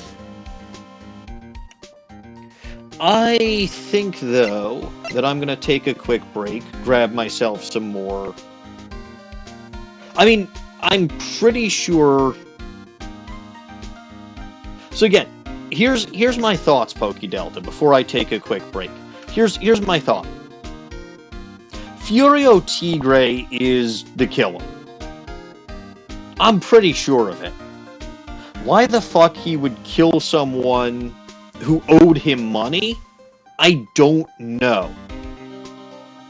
But Tigre is about the only one... Like, he's got literal $500,000 of leverage to use against Armstrong.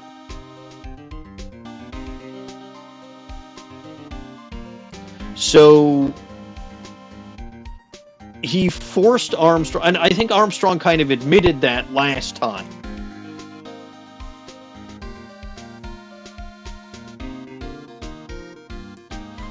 So he damn well knows. Do I have Gumshoe's lunchbox? No? Why would I steal Gumshoe's lunchbox? That's rude. Poor guy can't afford lunch anyway. Anyway, that's my thoughts. I'm gonna go to blue screens and interrogate that robot lady, get to her bottom after a quick break. Again, I need some more tea. I always do my best interrogating when I've had some tea. So I will BRB.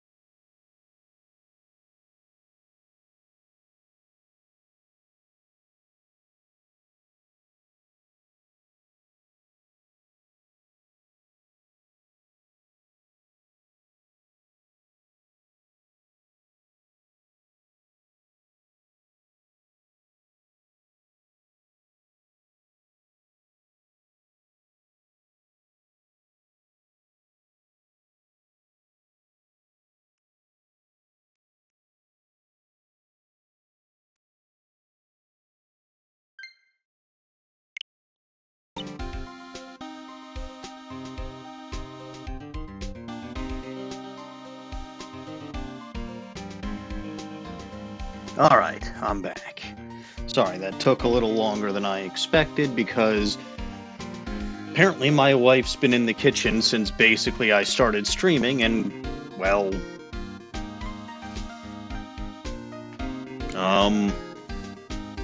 no more old bag tonight. If y'all don't... Well, okay, no. It's not a matter of if y'all don't mind. No more old bag tonight. Off to Blue Screens Inc. Alright, robot lady. Time to get to your bottom.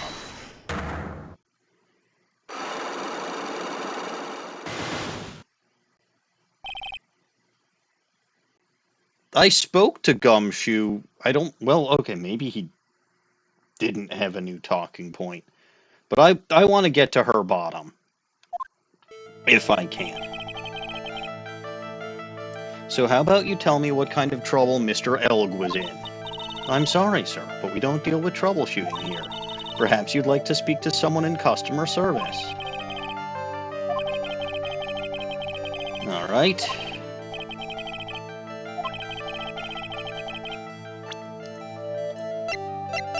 So we go with the, I'm missing a piece of evidence. Aww. Fine.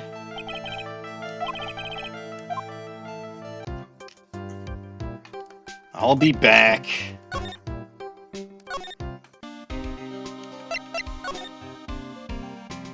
Oh, right. I forgot that Gumshoe had something like this, too.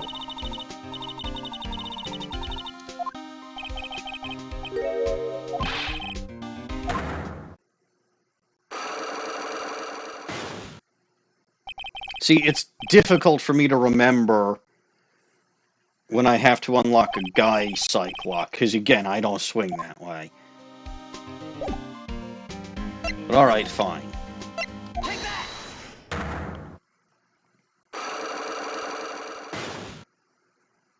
I legitimately forgot that Gumshoe had a psych lock.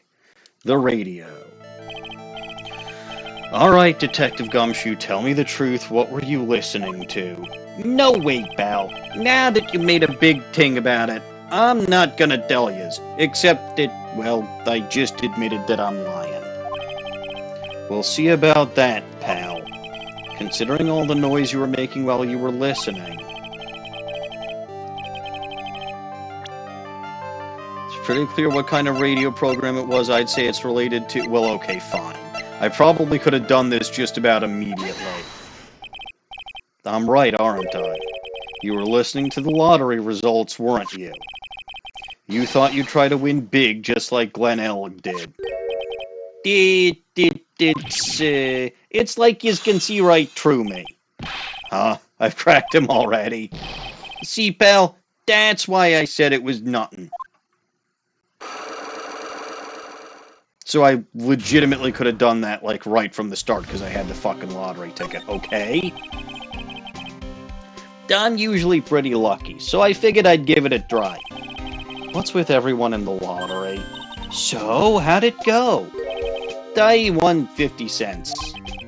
It'd be better to win nothing at all than a lousy half-buck. I was so mad. Yeah, I know the feeling. I bought the same kind of tickets as Mr. Elg's. I mean, that was probably your first mistake, because they literally just had a $500,000 winning ticket.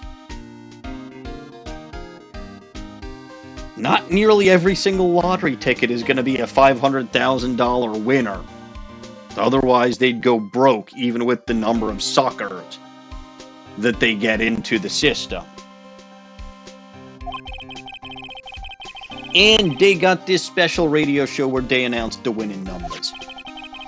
They even do the drawings live on the air. It's intense, pal. I bet that's what Mr. Elg was listening to on the day he was killed. Probably. Yeah, what time is it now? Oh!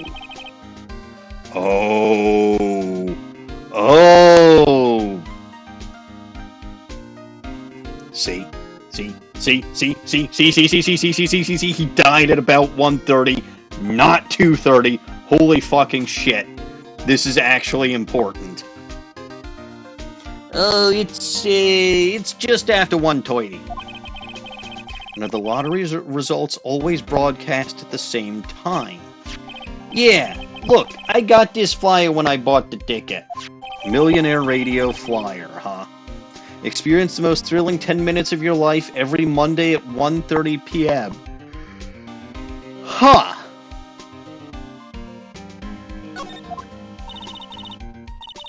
Millionaire Radio? That sounds cool. I want to try it, Nick. Then buy a ticket, Maya, with your own money. Well, I'm gonna head back to the precinct now. We got a big meeting starting in a bit. About Maggie's case, you mean? No, Dad's pretty much wrapped up now. There's another big case going down at the moment, so she's been pushed aside. I did notice that things were chaotic at Police HQ. I mean, they even disconnected their chief from the internet. Okay, well, see you later then. Bye. Okay, so Gumshoe's gone. Hello? Dot dot dot. Dot dot dot dot dot dot. Dot dot dot dot dot dot. You'd better get going, detective, or you'll be late. Actually, I kinda got a favor to ask. It's a big one. The favor? Yeah, it's for, Maggie, actually. I was kinda hoping you'd give this to her for me. Aha! Gumshoe's lunchbox.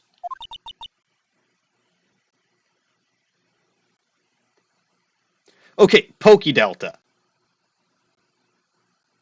You cut the internet if you're a business, if you're getting hacked or some shit like that. But, like, I can completely understand why they'd cut their chief off from the internet, because he does nothing but, like, stupid shit while on his computer. It wasn't abundantly clear to me, especially with the other detective literally in the room making slogans and shit. It wasn't abundantly clear to me that they were specifically cutting internet for everybody or just the chief, who's an incompetent buffoon who spends his time messaging his e-pen pal, whatever her name was, Princess whatever, or making up the Blue Badger and his family. But, like, getting hacked or some shit would be one reason to cut your internet during work hours if you're a business or a group of people. Elg was a programmer, so it's not out of the realm of possibility. What is this? It's a lunchbox. I got up early so I could make it. I've been real worried about her. She looked like she'd lost a lot of weight. Detective Gumshoe. Dot dot dot. How many weenies are in here? There's not a person on earth who could down this much meat. You think? I love weenies. I can't get enough of that tender juiciness. Good for you, Gumshoe. So will yous give it there? It took me ages to make. So please say yous will, pal.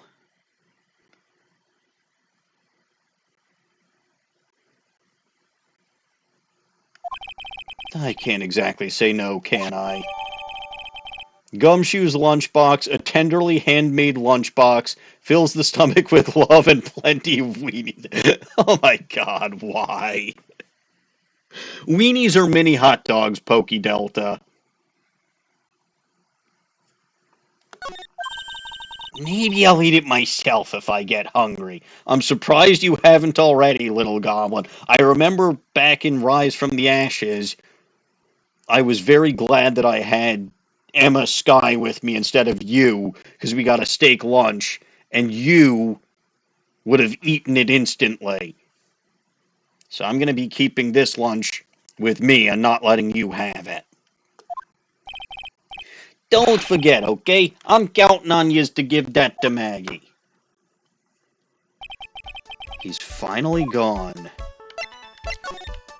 I don't think there's anything that I can examine here with him gone. Because I don't think he commented on anything.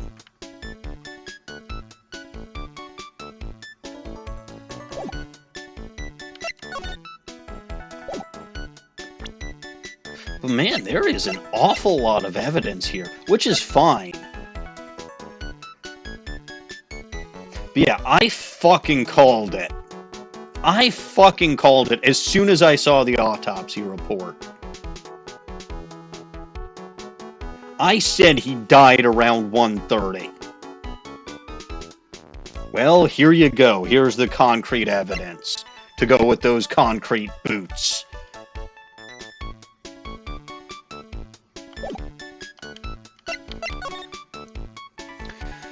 Alright, go to the kitchen, see if Armstrong wants to serve Gumshoe's lunch, because it's probably more appetite. No, I know where I have to go.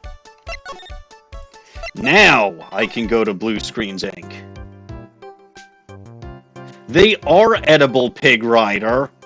They are very much edible.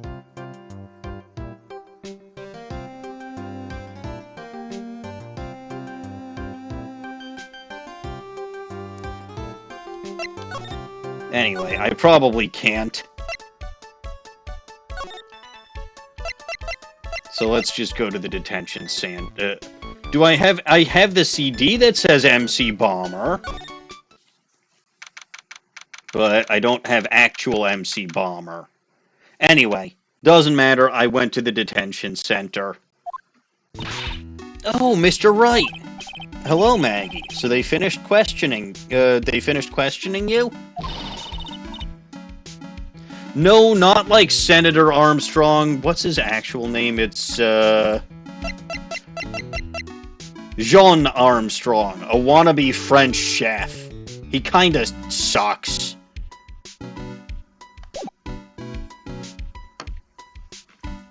Wasn't it just unbelievable in court today, sir?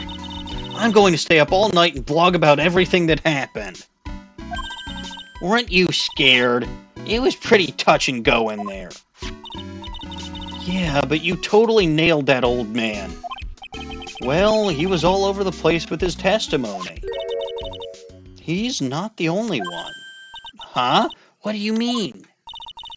Everyone else's testimonies don't match up either.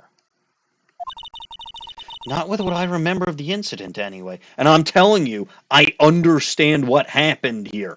I know it. I've known it since they gave that autopsy report that said that he died somewhere between 1:30 and 2:30. They staged a second death closer to 2:30.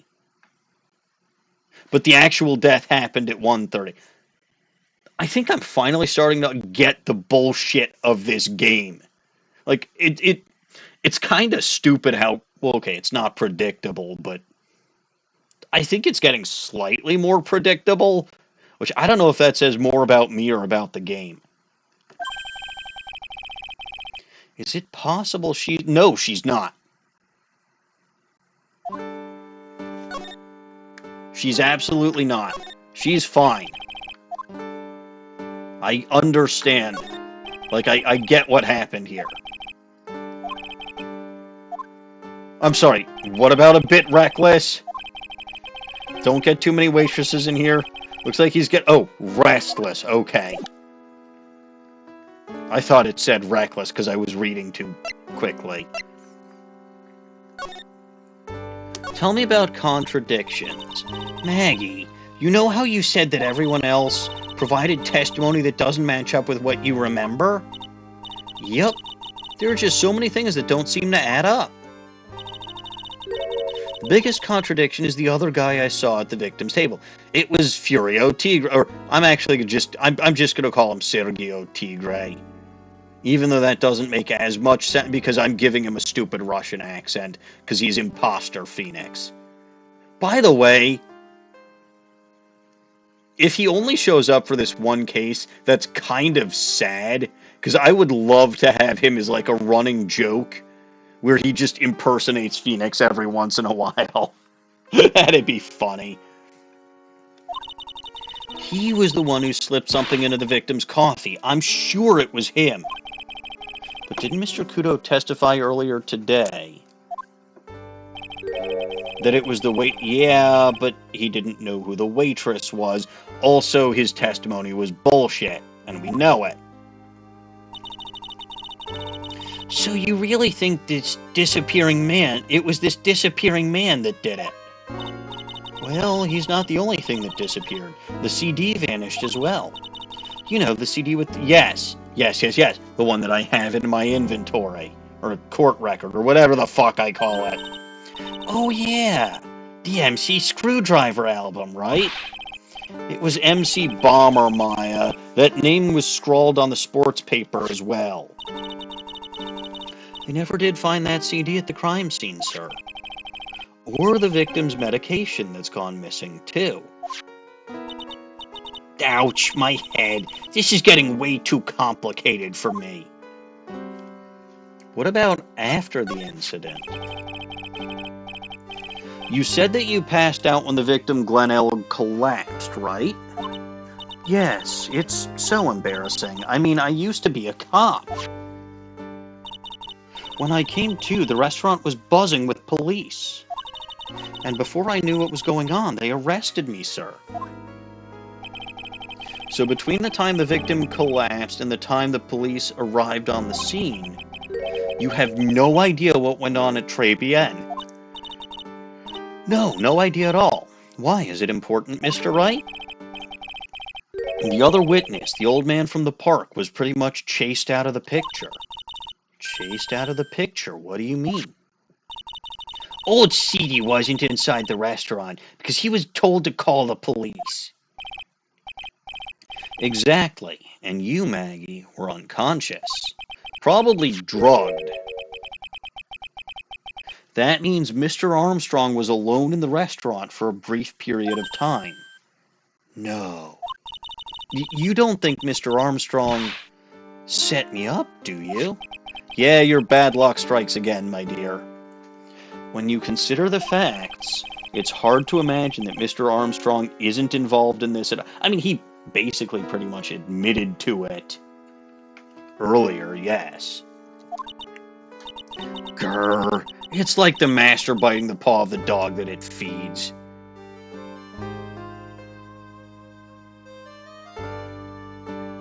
Okay. Are you sure about this, Mr. Wright? Well, the old man said as much when we spoke with him earlier. I don't know. The things that man says don't add up for some reason, sir. Maggie looks like she's trying to figure something out. Maybe we should ask Maggie exactly what she knows about old Seedy.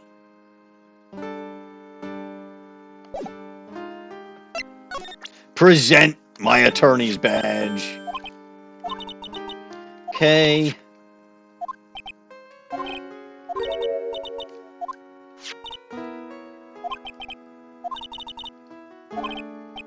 Seen that already.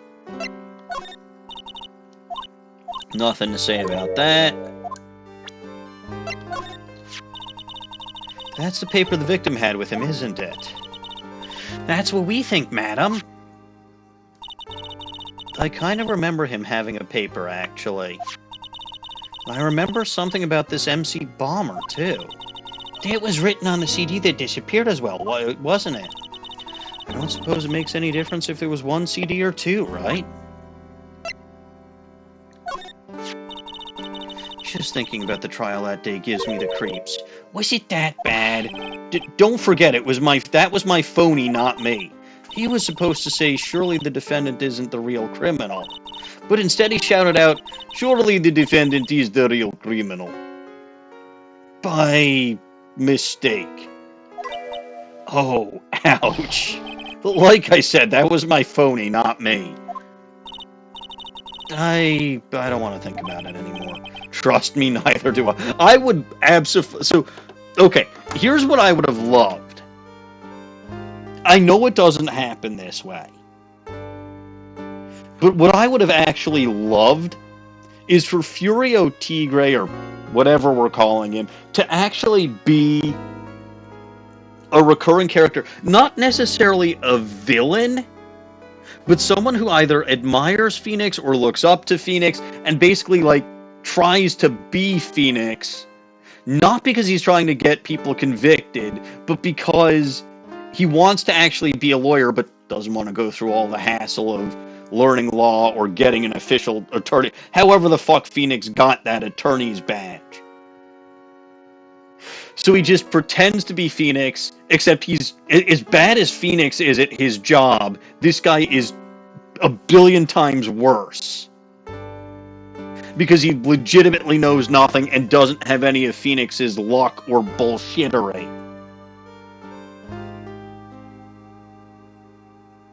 That's what I would have loved to have seen with Fauxnix Pastaboy.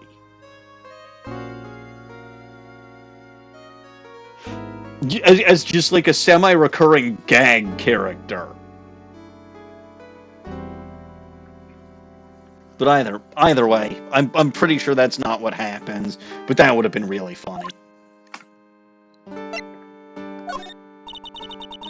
Okay, nothing there. The lunch special? It's literally the lunch special for Très Bien. It's literally the menu of Très Bien.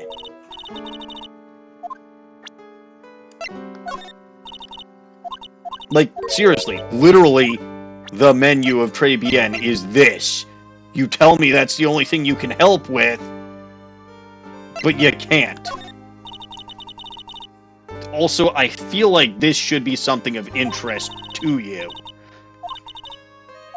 Considering the owner of the restaurant you work for is in massive amounts of debt. I feel much better after the trial this morning.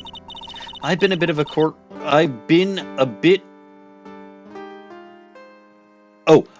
courtroom proceedings addict for years now. Feels like forever since I saw witnesses as slippery as that old man.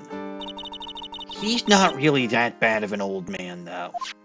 Like I said, I legitimately thanked him earlier, because I'm pretty sure between him and that poster that says 130 for the lottery drawings, we can crack this whole fucking case. Still, I feel a bit uneasy. Huh? I thought you just said you felt much better. Maggie, if there's something on your mind, you've got to tell us. Especially if it has anything to do with Mr. Kudo or his testimony. Roger, I'll spill it all and see what you make of it.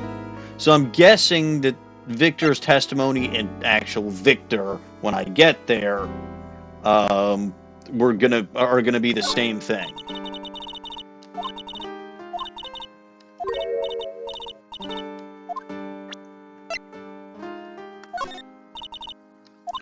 Can't help us with the Très Bien floor plans either.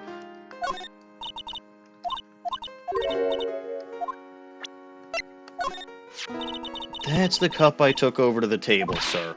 But I didn't put anything in it. I could never do something like that. That's right! You could never do anything like that. I'm not good at carrying those large trays, you know. Trying to balance a tray with one hand and put something in the coffee with... Yeah, no, she is too much of a klutz. She would have broken something. That'd just be asking for trouble. I dropped something for sure. That's right. Is she expecting me to claim she's too... Yes, she is too clumsy to... Your Honor, she is too clumsy to have committed the crime.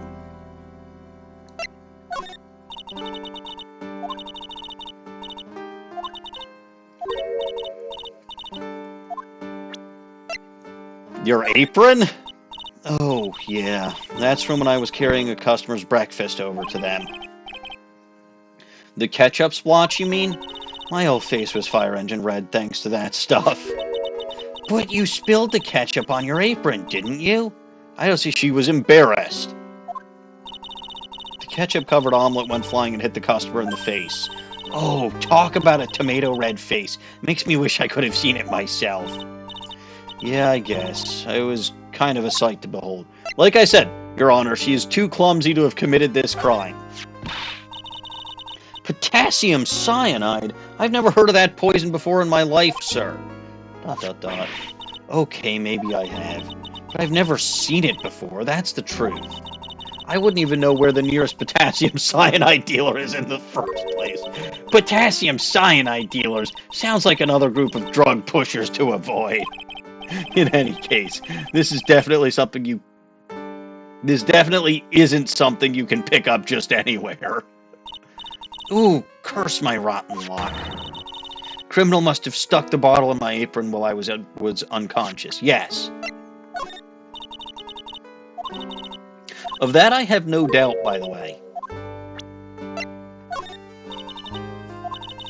No, Maggie, this is good news. It proves that you're not crazy. The victim had an appointment that day on his calendar.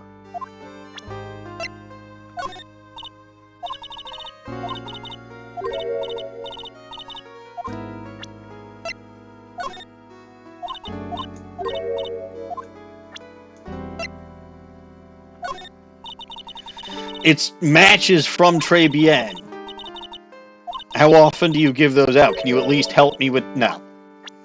Literally every single bit of evidence from Très Bien here, including the literal fucking thing on the menu, when her default is that she doesn't know anything except for Très Bien's menu. It's just... I don't get it. Here's a badge. Ah, is that your attorney's badge? Actually, it's a fake. Holy smokes, that's it! Huh? That's the badge your phony had, Mr. Wright. You got duped by this. But it's completely different color. What about the fact that it's made of paper and looks like a 2-year-old doodled on it?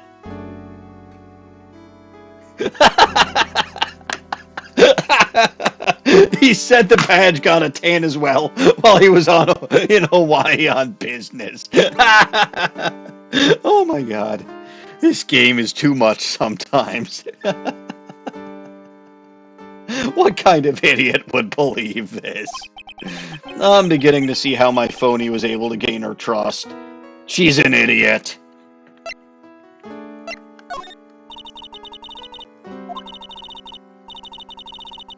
Oh, I'm sure. I'm sure, Pokey Delta. I was going to present that, but I wanted to present that last. Really? I thought presenting the CD with MC Bomber on it would have something. Because this is the CD that went missing. I thought for sure that would... But no, it doesn't, and I don't know why.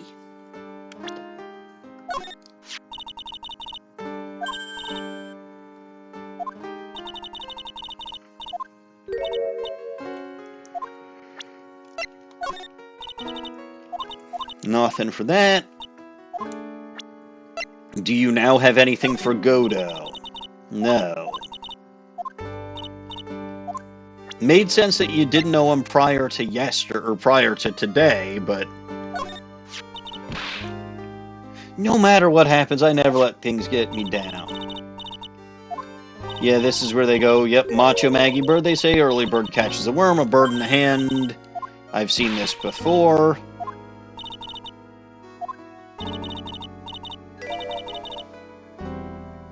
Tough old bird. I've seen that before. Glen Elg. Ah, that's the victim, isn't it?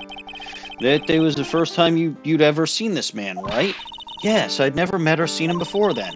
I just happened to be the waitress who served him his coffee, sir, that's all. Seems he was a computer programmer. Really? I'm useless with computers. Completely hopeless.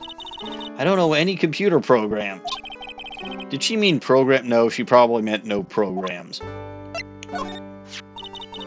Back Back when I was an officer, Detective Gumshoe always looked out for me. But today I was the one who had to look out for him. Trying to incriminate me the whole time. You've got to remember, Maggie, Gumshoe's a detective. He's got a job to do. My old boss. Thought at least he'd be on my side. He is on your side. He'd do anything to help you. You can't fool me. I saw him in court today. I felt like a poor little baby woodpecker being pecked on the head by its own mother. Gumshoe's testimony was surprisingly solid. Wonder if it hurt so much. I hate him, sir. I mean it. I don't ever want to see him again. Ouch. I think I just saw Gumshoe's chances go down like in flames like the Hindenburg. I don't think it's getting through to her that he really was trying to help. Kudo? Yep, okay. It is in fact exactly the same as his testimony. Just as I suspected. Armstrong. Mr. Armstrong was very good to me after I was fired from the force. I can't believe someone as nice as him could have anything to do with this. Well, in the time between the victim being poisoned and the police being called, the only person who was in the scene and had a chance to do anything was Mr. Armstrong. There was no one else there. Mr. Armstrong wouldn't. He wouldn't set me up, would he? For $500,000 collateral? Yes. You probably don't know her.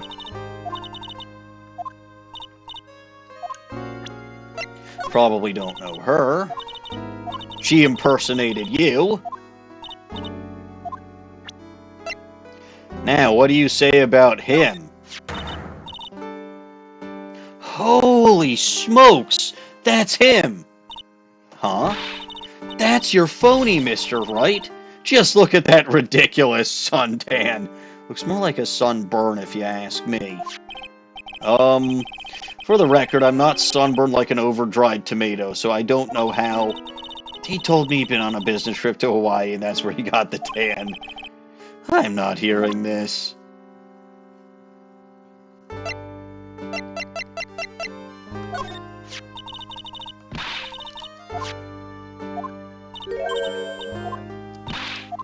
Alright, well, I know a way to make Gumshoe's chances get better with Maggie. Again.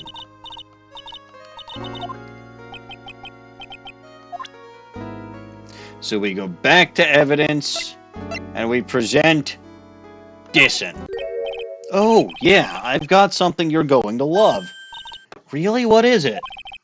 A lunchbox just for you. Here. Wow, a lunchbox. Weenies, too. I can't believe it. Thank you, sir. Did you make this just for me, Mr. Wright? Nah, it was Detective Gumshoe. Who else would make such a nice lunchbox for you? Detective Gumshoe. He's really worried about you.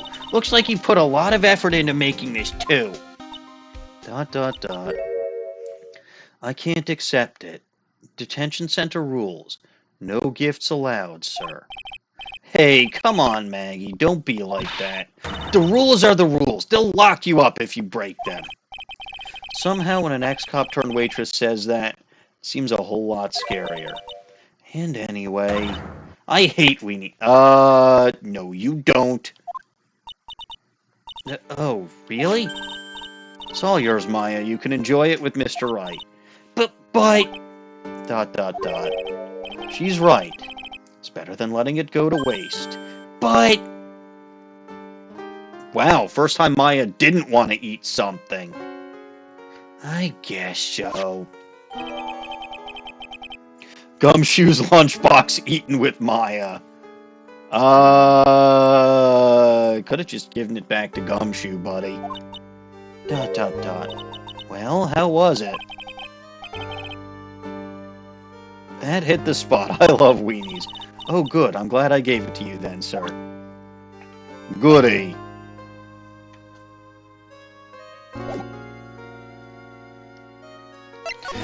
Well, talk about Victor's testimony. Is there anything about Mr. Kudo's testimony that stood out as odd to you? Actually, yes. The fact that he was even testifying to begin with doesn't quite... Doesn't quite what? Well, when I took the coffee over to the victim's table, he wasn't even there. It's true there was another customer in the restaurant. No, it wasn't. That's what she's about to say. Yeah, we know that already. It was Victor Kudo. But I can't really say it was an old man. Okay, then how about calling him a really old middle-aged man? No, age isn't the issue. The other customer was a woman. Yup, that makes sense. A woman? Are you sure, Maggie?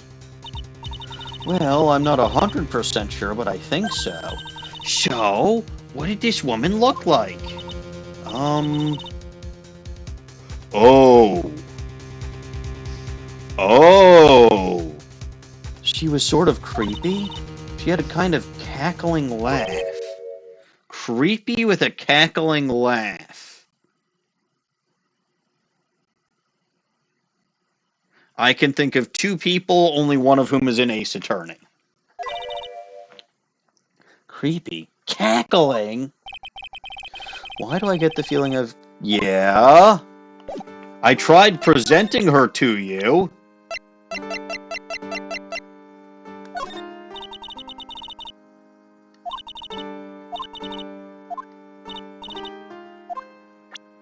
Also, you'd think you would have noticed the bandages on her head. But fine. To the Criminal Affairs Department.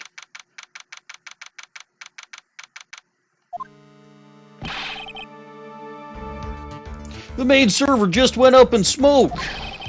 Why the heck isn't the press conference set up yet? The Super Nintendo's here already. Yeah, and there's a problem with the internet, too. I already told you to... See, this is why I'm saying that I wasn't sure that if they just knocked the chief off the internet, because I'm pretty sure back in these days every connection had to be wired. Or if the server itself, well, apparently went up in smoke, so there are bigger problems, but like it seemed like they were just trying to get their chief off the computer and to do his damn job. But I already told you to stop using your computer, Chief. But I'm watching videos online. I'm catching up on my Asian soap operas. It's gonna have to wait, Chief. I'm throwing the switch. No! Just when some young guy was about to confess to his son's hot-to-trot girlfriend. Wow, this place is really buzzing. Something must be going down. Something really big. Huh? What are you guys doing here, pal? Detective Gumshoe. You can't be here right now. You'll be roped into the briefing if you stay. Huh? We've got a big problem here today. Why? What's going on? It's a virus. The virus. Achoo! We're all sick. A virus? There's a virus written through the precinct's computer system. I really need to ask you some questions. Oh. Okay, detective's tasks are already examined. Ah, what are you up to now?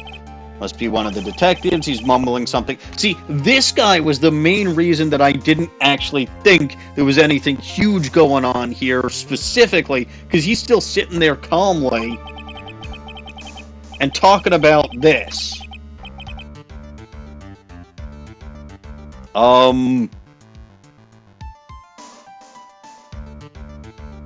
Your batteries won't last forever. Remember that when you're having fun in bed.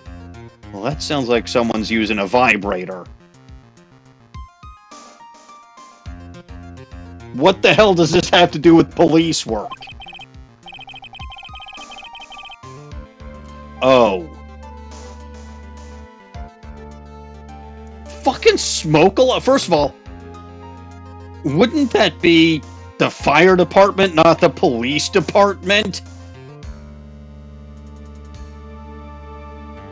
Also, no, that, again, considering where my head went, I'm pretty sure most people's heads would go in the same direction that mine did when you talk about batteries not lasting forever and having fun in bed.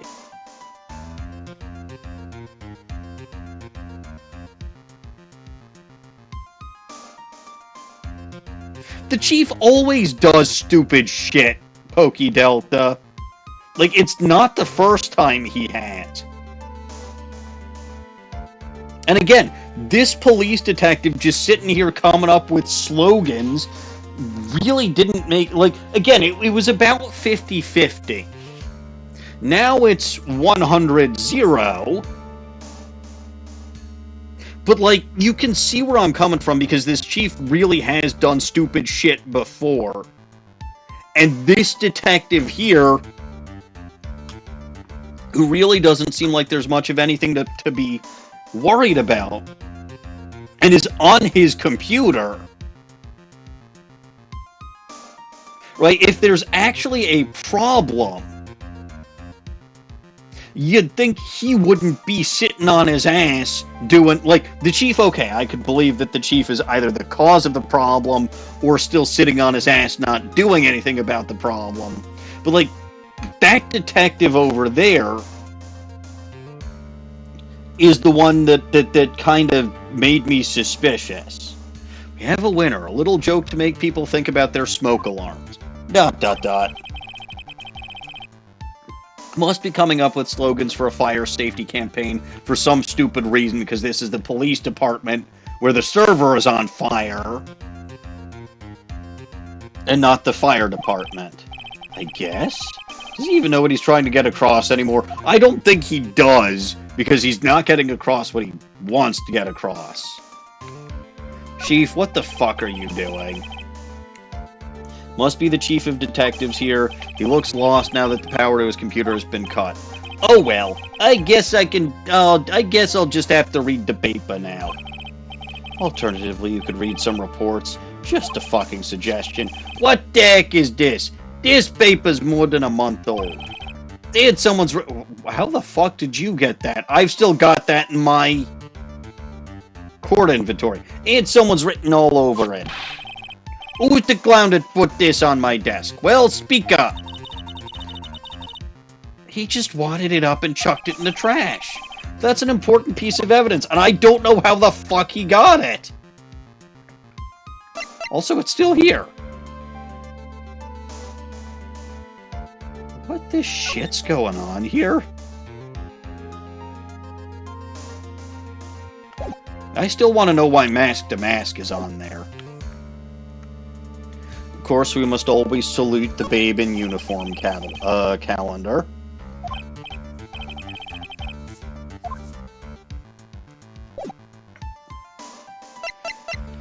Present...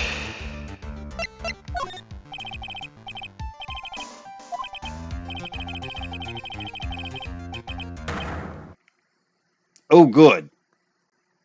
Finally. What? I'm trying to concentrate on Maggie and DeVirus now, so... This is it. This stupid name. I remember now. I thought so. Here it comes. Don't just nod to yourself and keep me in the dark. Nick, what's going on? It's okay, Maya. You don't have to cry about it.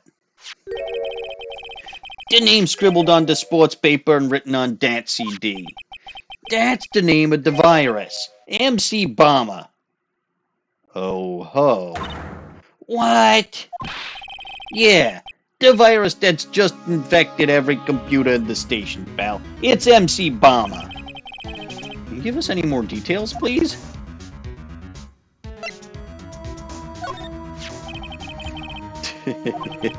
I asked this one detective, I heard this one.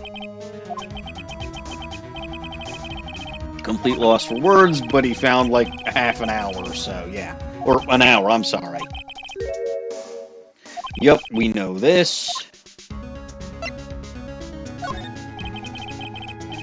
Detective, start looking for jobs.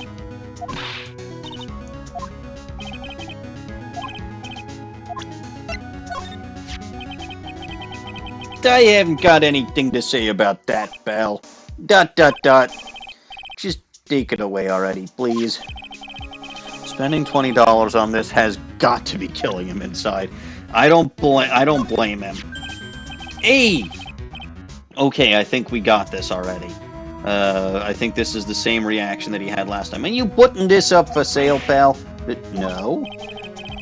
How'd you want a busted up scooter like this anyway? That's actually not untrue.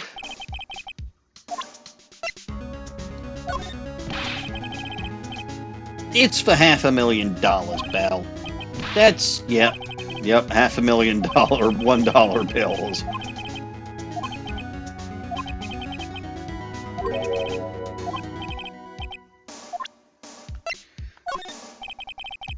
And he's got nothing to say about Victor's testimony.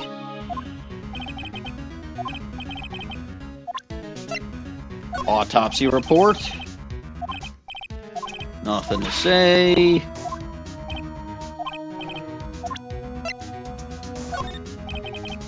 Nothing to say about the floor plans. I think most of this is the same as before.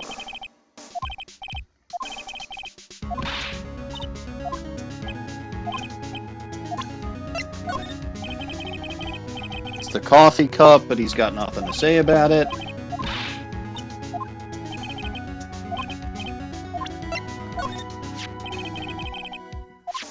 Yeah, I've heard about this.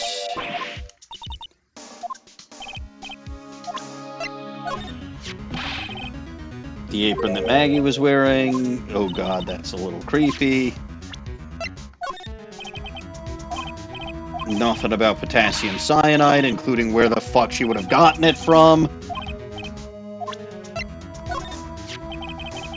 We never did find the contents of that bag. It was medicine for Mr. Elg's ruptured eardrum, right? Yeah, we found traces of it in his left ear canal. He must have used it while he was at Drabian. We are sure of that much. Alright, here's some new stuff. Except, I showed you this already.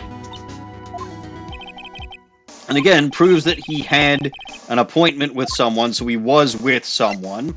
Proves that he, too, had a massive debt.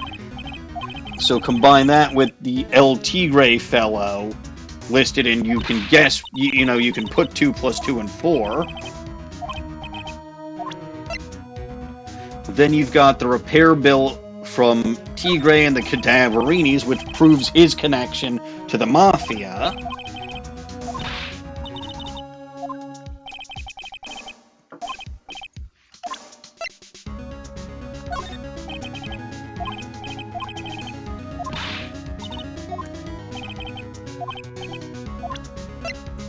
Fake attorney's badge. I wish they'd given him something unique for the fake attorney's badge, considering how often he comments on Phoenix taking out his badge and brandishing it around. I wish they did. Missed opportunity. But this is going to be the same. Yeah. Yep.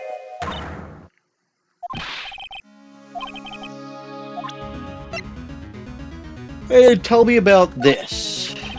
Apparently everyone's listening to this show now. That's because everyone wants money. They say the victim Glen Elg was really... Yes, I showed you the proof. Was really into gambling. Yep, you can't beat gambling. I love it too. I won $500 last night playing cards with Nick. Huh? We were playing for money. Of course. So you better pay up. You're a smart one. Waiting for a cop to be present before asking for the cash. I think I presented on everyone, right? Oh, this guy. The tiger. Is he famous? Yeah, this guy's not a loan shark, you know. Nope, he's a big lone cat. And hence the name. Don't pay him back, and you'd better say your prayers, because he'll eat you alive. You're shaking, Detective. Like a leaf. I'm just, kinda on edge at the moment, if you know what I mean.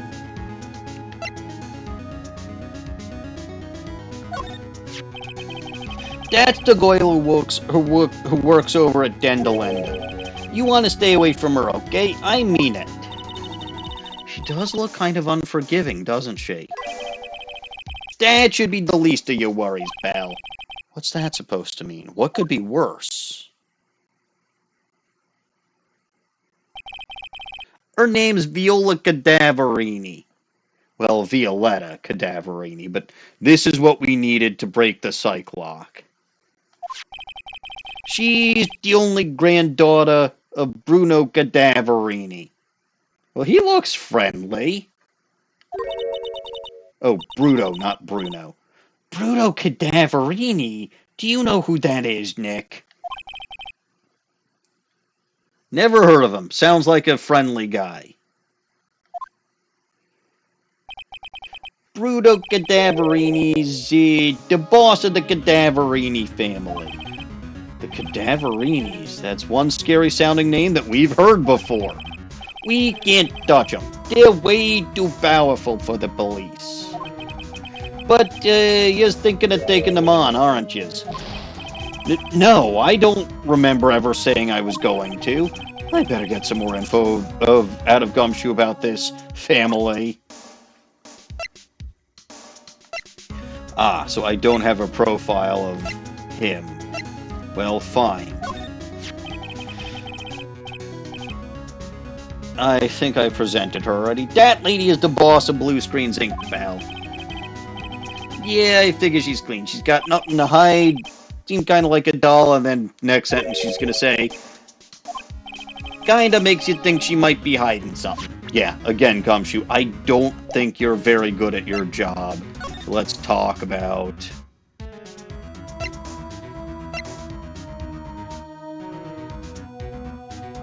I feel like there was originally something up here that I skipped completely. Because I don't think the Cadaverinis would have been here as the first slot. But oh well, let's talk about computer viruses. So what exactly is a computer virus, Detective Gumshoe? I don't know. What? Look, I just go with the flow, alright, Belle? Here I thought detectives were supposed to be somewhat knowledgeable. What's with that face, pal? You think yous know what a virus is? Well, Nick, do you? A computer virus? Sure. I mean, only in simple terms, of course. Really? Wow. You know everything, Professor Nick. Bullshit. Yeah, I'm gonna call you Dr. Wright from now on.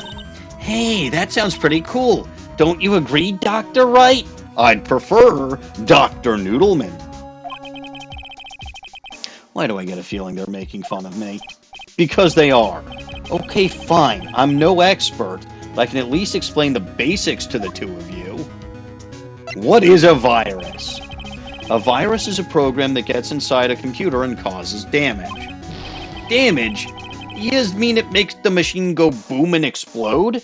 No, the damage is, well, it's all internal. So the inside goes boom, right? Imagine all of the case data you've got stored on your PCs here in the station. A virus could wipe out all of that. That's the kind of damage I'm talking about. Whoa! That's scary! Yeah. And what's even more scary is that viruses are infectious. Infectious? Most computers are connected together on a network, right?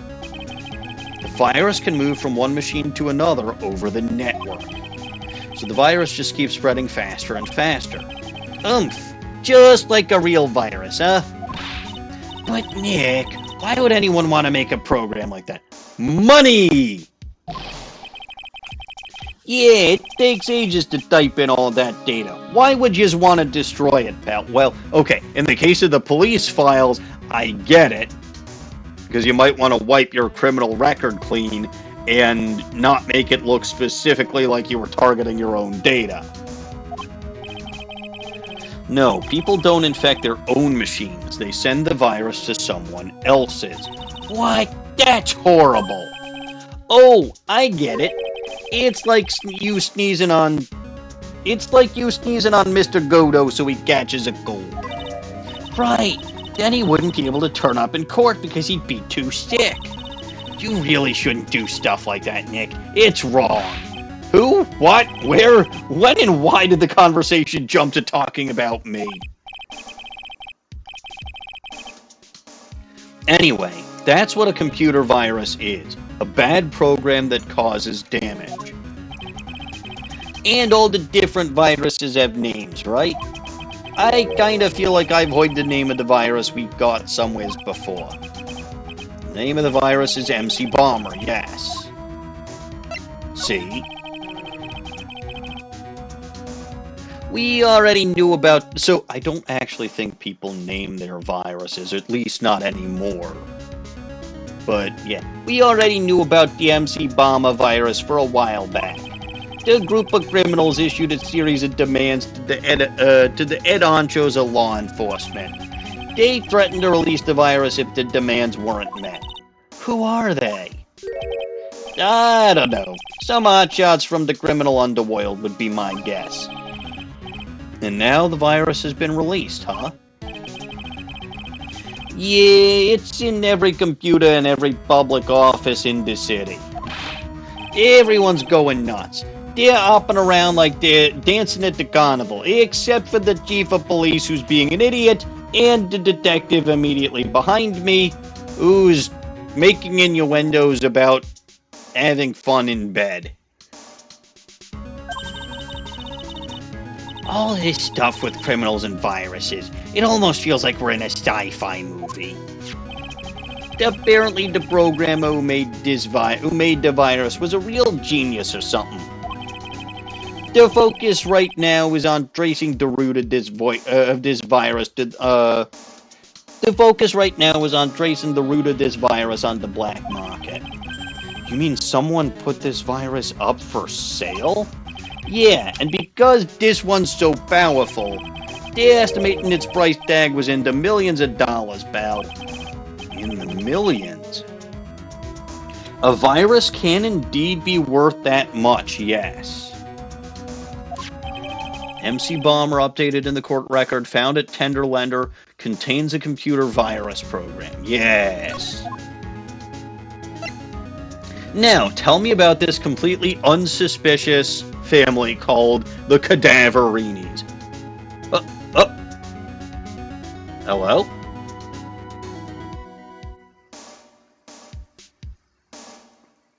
Is that an LG?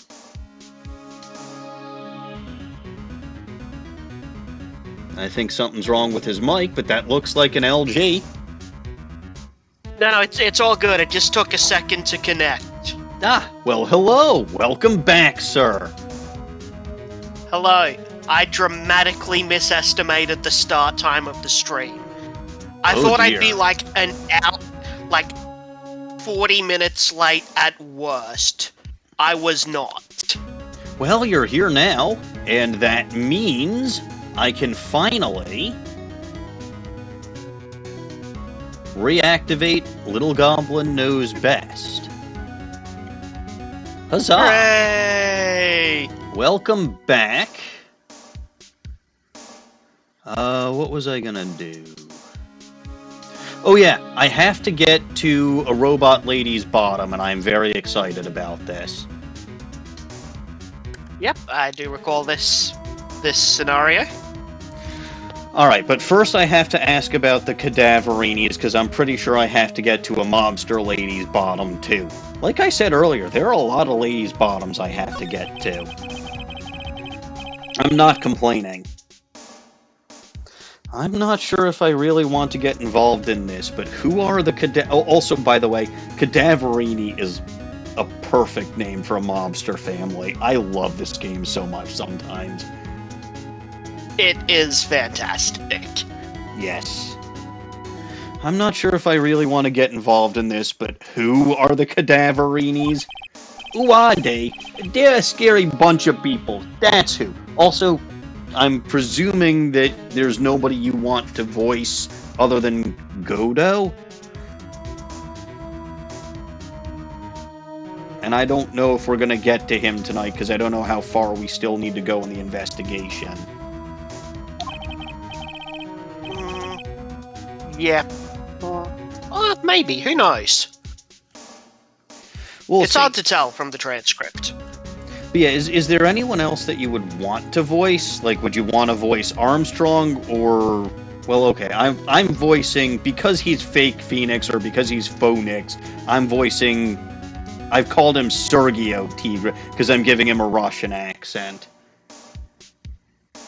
Very nice. I would never dream of taking that from the Phoenix player. Okay, but seriously, one thing that I said earlier is I would absolutely have loved, because I see exactly where this is going. He's the murderer, right? They staged the thing around 2:30, but like Elg was actually killed around 1:30. It's basically exactly what I said last week. I don't know if you got to watch that stream or not, but like as soon as I saw the autopsy report and it I said, am so behind on the VODs. I figured, because you've been busy. But it's one of those things where I saw the autopsy report said dead between 1:30 and 2:30, and I'm like, aha, this reminds me of Rise from the Ashes, where everyone assumed he was killed at 5:15, when the autopsy report says he could have been killed as early as 4:15.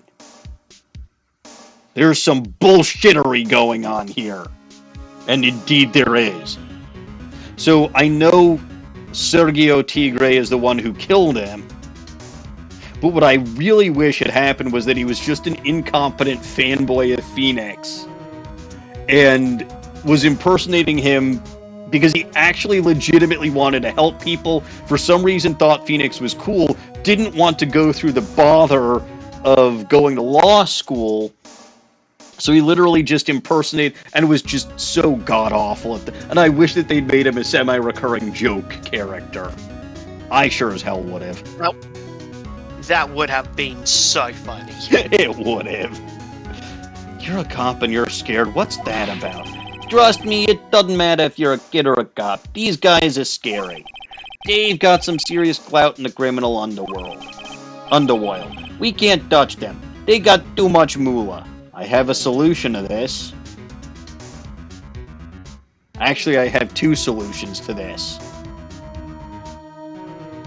One is this convenient CD that I have that says MC Bomber, which is apparently a virus. So that'll get rid of all their digital assets if they've got anything in like bank accounts or shit. The other is that I happen to have a box of matches. That'll take care of their physical assets. But why destroy them when you have a master thief who is indebted to you?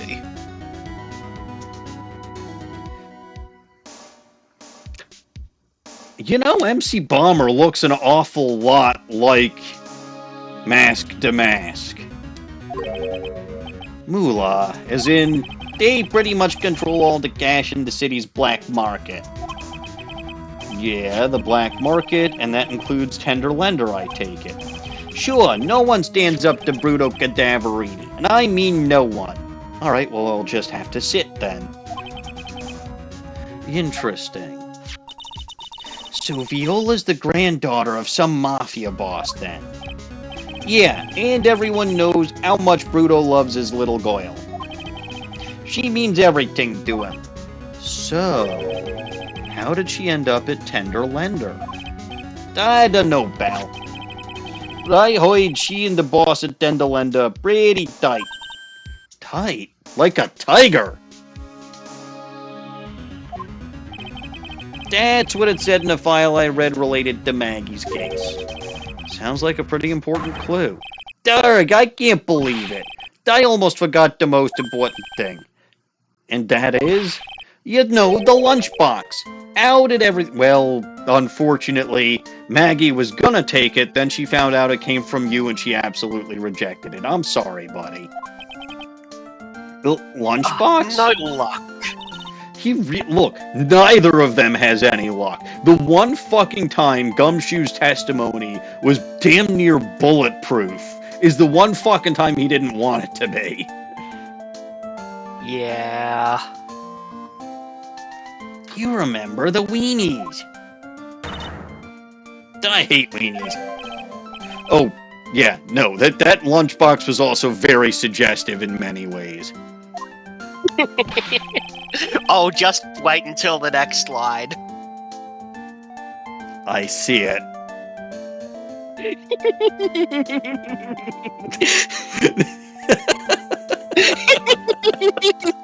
So, how did my weenies taste when they went down? Why is he asking me? Because he wanted Maggie to eat them. Like, there is legit no reason to have included this line, because Phoenix and Maya weren't the intended ones to eat the lunch. But they put it in here anyway. And, you know, again, that guy talking about... So, the detective also, when you looked at him, was talking about your batteries won't last forever, so remember that when you're having fun in bed. Where the fuck did my head immediately go when I heard that? They do this shit on purpose. But apparently he was supposed to be talking about smoke detectors. Tell me tell me your head didn't go the exact same place mine did when you heard that line. It went right there. Yes. Anyway. So how did my weenies taste when they went down the hatch? Huh? Well, it was delicious. Yeah, that's what she said, really? Well, not exactly. Don't worry about it, Belle. I figured something would happen, so I came prepared. Prepared? What do you mean? I made a jumbo lunchbox. Oh. Gumshoe's Jumbo Weenie. Uh-huh. Do me a favor again, up, Belle, and deliver this? This sure is a heavy burden in more ways than one. I can just imagine Maggie's little eyes sparkling with joy when you bring her that. Weenies again, Nick. Tell me we don't have to eat all these, too.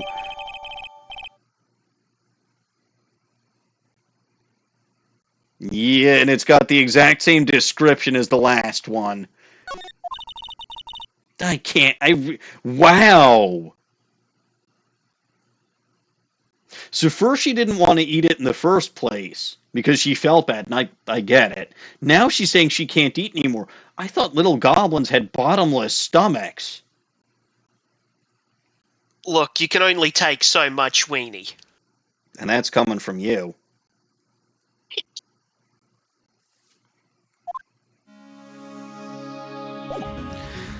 Alright, so I think that's everything I can do. Anyway, how have you been, sir? It's been a little while. Yeah, I've been doing pretty well. Pretty busy the past few weeks, as you're aware, but I'm getting better. Good. Oh, no, I understand being busy. I mean, you know about my trip to Detroit, and then... Oh, you probably don't know, because you didn't watch either of the streams from last week. I didn't stream last, Wednesday. I streamed Thursday night instead. Yeah, you asked me about it in Discord, but you never actually said why, I don't think. I was in a car accident Wednesday night. Oh, fuck!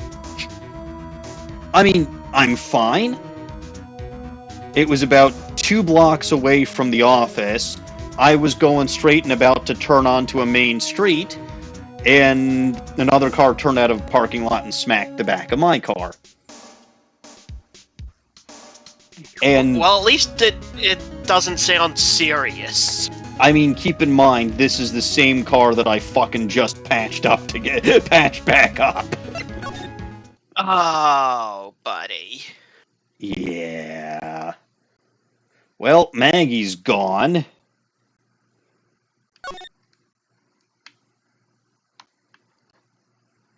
So yeah, it has been a time.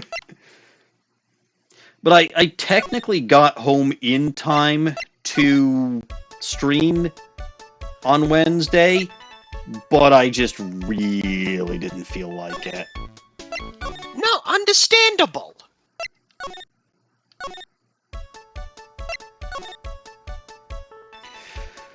Alright, let's see. Vitamin Square will try to get to... Actually, no. I know who wants a delicious weenie lunch. Victor Kudo! Kah! Excuse me? You let me get 1,000,000 of my grumbles off my chest, and I'll take one quick look. I'm trying to feed you, man. I've got an earthquake of frustration inside, and it's ready to rumble. On second thought, forget it. 1,000,000 grumbles for one quick look. Doesn't sound like a good deal for me. You did his testimony in the first day, right? Yes. Yeah. He's pissed, and I get it. Alright. You seem like you want a lunch full of weenies. I love her so much. Her and the robot lady. They're fun. Like, again, all she's trying to do is bring you coffee and baked goods, and you're rejecting it. Yeah.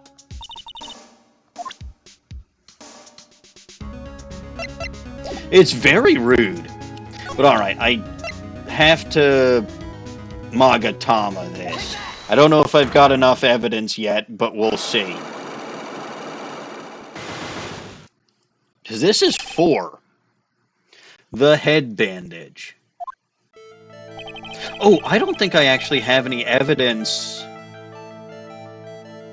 Like, I've got what Gumshoe said, but I don't actually have any direct evidence of her being a cadaverini. Oh well. From the look of the transcript, you should have enough to break these at this point. Good.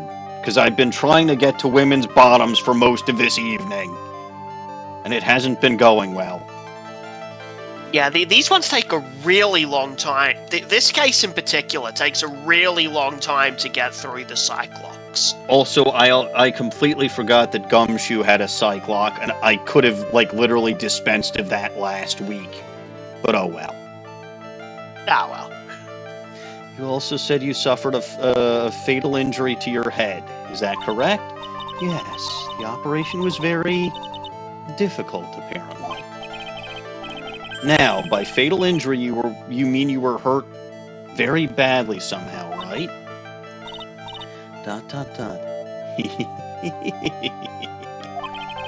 Did the injury in question have something to do with this? Now that's the accident thingamajig. There's a ton of evidence in this case. I kind of love it. I have here a car repair bill. From this, it seems pretty obvious that this car was involved in an accident. Let me see that. ... This bill is made out to the cadaverinis. Yes, it is. I don't think I ever introduced myself.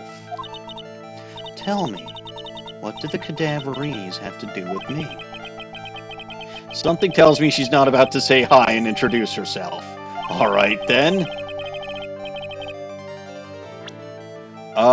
So what's my evidence for this? Do you want to try and puzzle it out, or do you... or... Because I can tell you, but if you want to try and... he's literally in profile. He wasn't the last fucking time I checked. Oh, really? Really. And that was after Gumshoe told me about him. Huh. Head of the Cadaverini family crime syndicate seems to live for his granddaughter. Well, here you fucking go.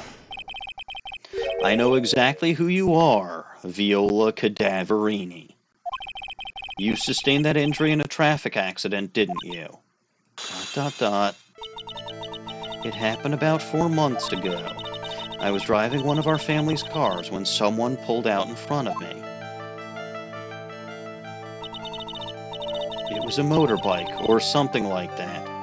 I don't remember it much. Anyway, I swerved to try to avoid it, but...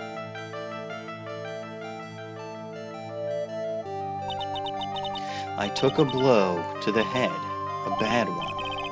Yeah, I can imagine. So what happened to the person on the bike? I'm guessing they didn't get away with injuring the Viola Cadaverini, right? I don't know what happened. I mean, usually in motorbike versus car, motorbike loses. Generally the car wins. Yeah, motorbike loses and car, person on motorbike. If person in car received fatal injury to head, though somehow survived, usually person on motorbike would be dead. A cadaver, if you will. Yeah. But in this case, he's too Russian to die from such a stupid way of dying. They ran away, or so I heard. Ran away? If they'd stayed, I'd have... is it possible? Oh, I love that laugh. You mean the way that I did it, or the way... The way you did it, yeah, that was extremely good. What can I say? I'm good at all manner of maniacal laughter. But anyway, it was very clearly Sergio Tigre. It was this man, wasn't it? He was the cause of your accident. ... It wasn't Don Tigre. I refuse to believe it. Well, that broken psych lock tells me otherwise. We collided, the motorbike and my car. But Don Tigre isn't injured at all. Yeah, he's too fucking Russian to be injured. Like, the one accident that I was on something similar to that motorbike, when I crashed into metal at 30 mph, I managed to patch myself up with gauze, electrical tape, and beer. And I'm not Russian. Were you going to say something, LG? No, just laugh. I think I do have a scar on my right shin, but that would probably be the extent of the lasting damage. It was the tiger who caused Viola to crash. I can feel it. Plus, one of her locks... Yeah. Yep. Must suspect it was him, too. I'm sorry, Ms. Cadaverini. I have proof that... I mean, it's either his bike himself or the fact that your grandfather charged him for the fucking accident. Which I already showed her, so I'm guessing it's the fact that his bike is busted. Because I already showed her the repair bill.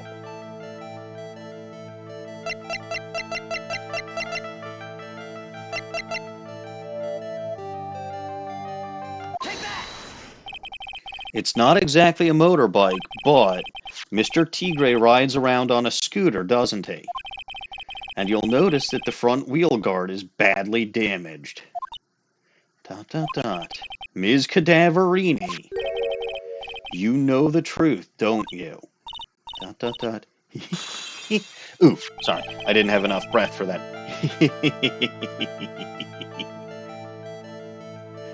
Oh, so I think it could have actually been either. This repair... No, it had to be the scooter, actually. Okay, but now he's showing the repair bill again. This repair bill was paid by Sergio Tigre. The Cadaverinis have known for ages who caused the accident, haven't they? ... Oh, so she fell in love with him basically despite knowing that he was the one who caused her to damage her head in the first place. It's possible, perhaps. Somewhere inside me I know that may be true. I knew it. But Don Tigre still saved my life. The operation was very complicated. It's very, very expensive. How much are we talking? ... Very, very, very expense it. She seems kind of hesitant about giving me an actual figure. I should back off. Well, anyway, it was the tiger who paid for it, right? After I recovered, Don Tigre told me. He said he paid for the operation because... Bullshit! Excuse me. He said he paid for the operation because he cared about me. I believe him. Really? But do you honestly believe that to be true? ... Do you want to know what I think? I think the reason he paid for the operation wasn't because of you, but someone else. This is what's his name again, isn't it? Yeah, that one you can present twice in this one. Yeah.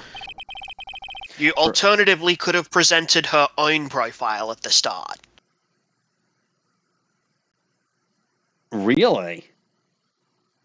Huh. Yeah. Either Cadaverini is a valid profile for the first one. Okay.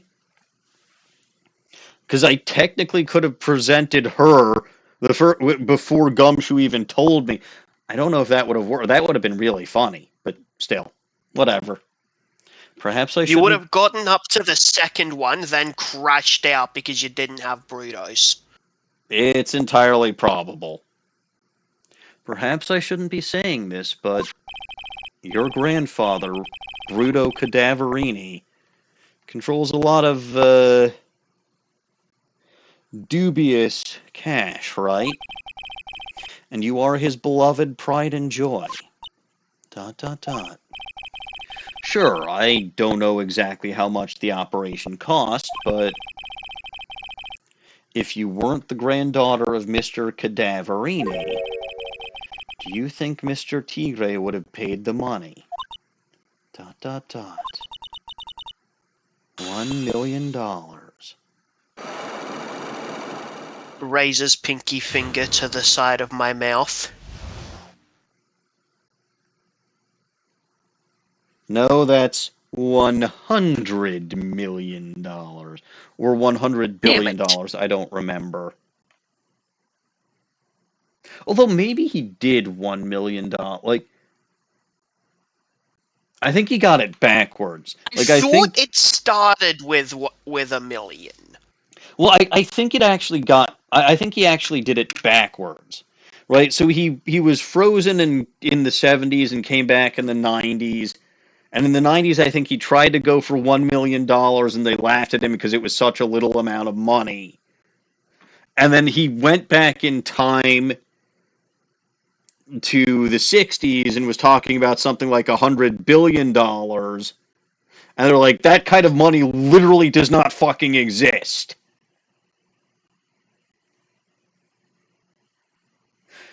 So it's possible that... It's been a while since I've seen the Austin Powers movies. So it's possible both are correct, and he fucked up both times, because of course he did. Yeah, same here. It's been years. I was just going by my best recollection. I'll take it. You're probably correct. Anyway, let's talk to her about the head bandage then. 4 months ago, I was in a traffic accident. That's why I needed the operation. When I woke up, they told me it was nothing serious, a simple procedure. Okay. Oh, also, by the way...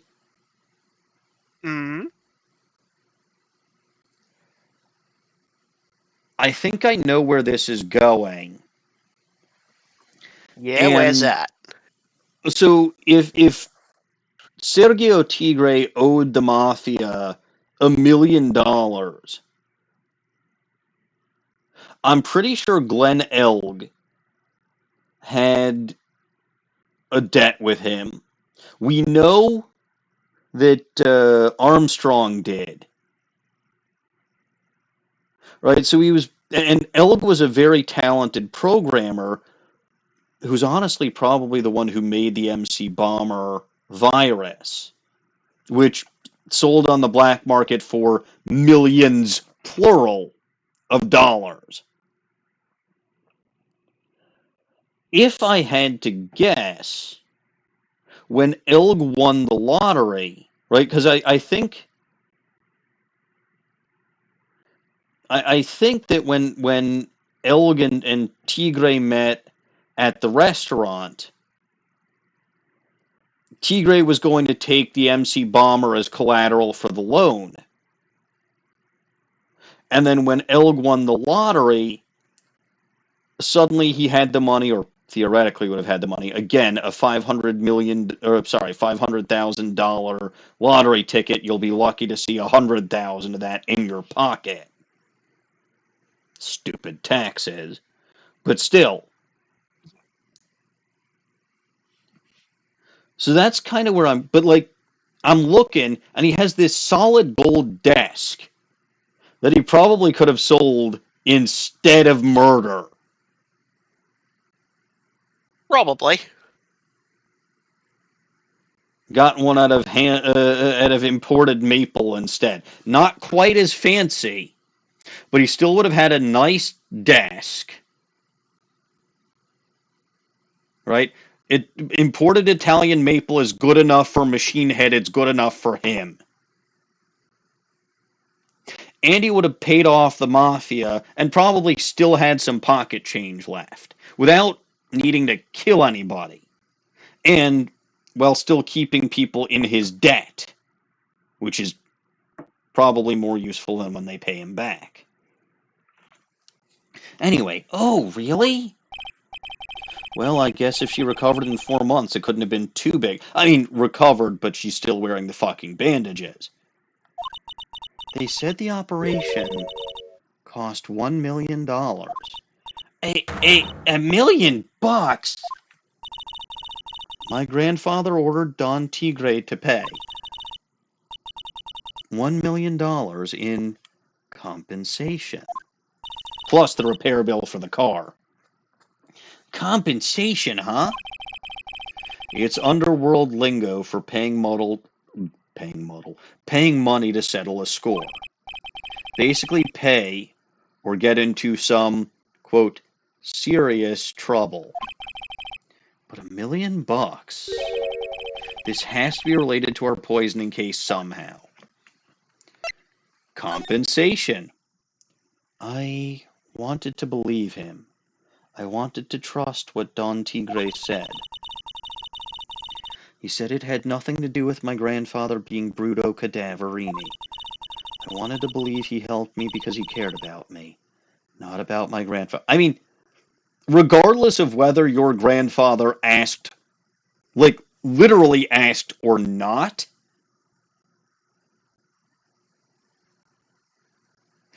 if your grandfather was the mafia boss that I was already technically a low-level functionary of in his organization because illegitimate money and all of that, I'm pretty fucking sure that regardless of whether he asked or not, I would try to pay for that operation, even as expensive as it was. Also, I'm pretty sure since I've been here, she offered me another cup of coffee, so I'm increasing the count to 6. Don't trust this, because I'm not keeping as close of an eye on this as I would on when it's actually Godot's coffee check. But yeah, I repurposed the cups of coffee counter for today, LG. It's number of cups of coffee she offers me. I mean, he's not around, so... Not yet. Oh, she's crying. But I knew that wasn't really true. Wow, I'm so sorry. What he did to get the money was... it was... evil. ... Exclamation mark? He said it was all for me, so I helped him. You helped him? In what way? Here, take these. What are these? Medical papers? I'm Bruto Cadaverini's granddaughter. He had to pay compensation. He was made an offer. He simply couldn't refuse. Yeah, I figured that reference was fucking coming at some point. Only a matter of time. It really was. I kind of feel bad for her. Viola's medical papers, a $1 million bill for cranial surgery. Payment was due. The fuck do you mean payment? Oh, it's January, isn't it? So yeah, no, payment was due last year, but last year was like 8 days ago. Yeah, it's like January 7th. Right. Because it was like, how the fuck could payment have been due last year when this was just 4 months ago? But yes, no, okay, it's technically last year in the same way that if something was due December 31st, 2024, and it's January 1st, 2025, technically it was due last year. Well, that's still fucking bullshit. Yeah. It was last year in the way that all of those people who say on New Year's, okay, see you next year, are like technically correct, but you know. The funniest thing is when I do that and it's like mid-September or October, and I'm not lying.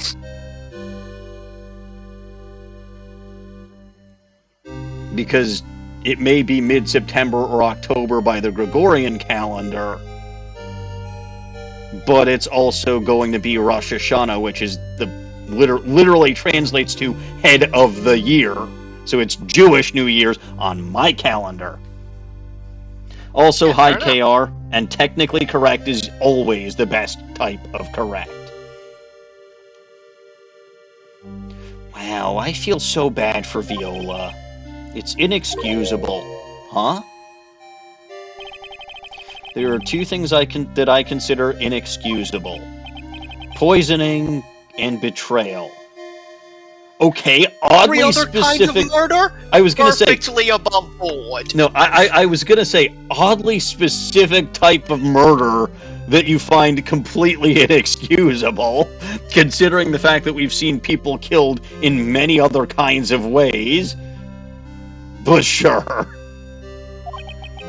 Only a coward would hurt people using either of these tactics. Is who a Klingon? Viola? Viola's not a Klingon, she's just wearing a head bandage because she had cranial surgery 4 months ago. Is everything alright, Nick? Oh, that's not... That was Phoenix saying that, not Maya. Phoenix hates poisoning and betrayal because only cowards do that.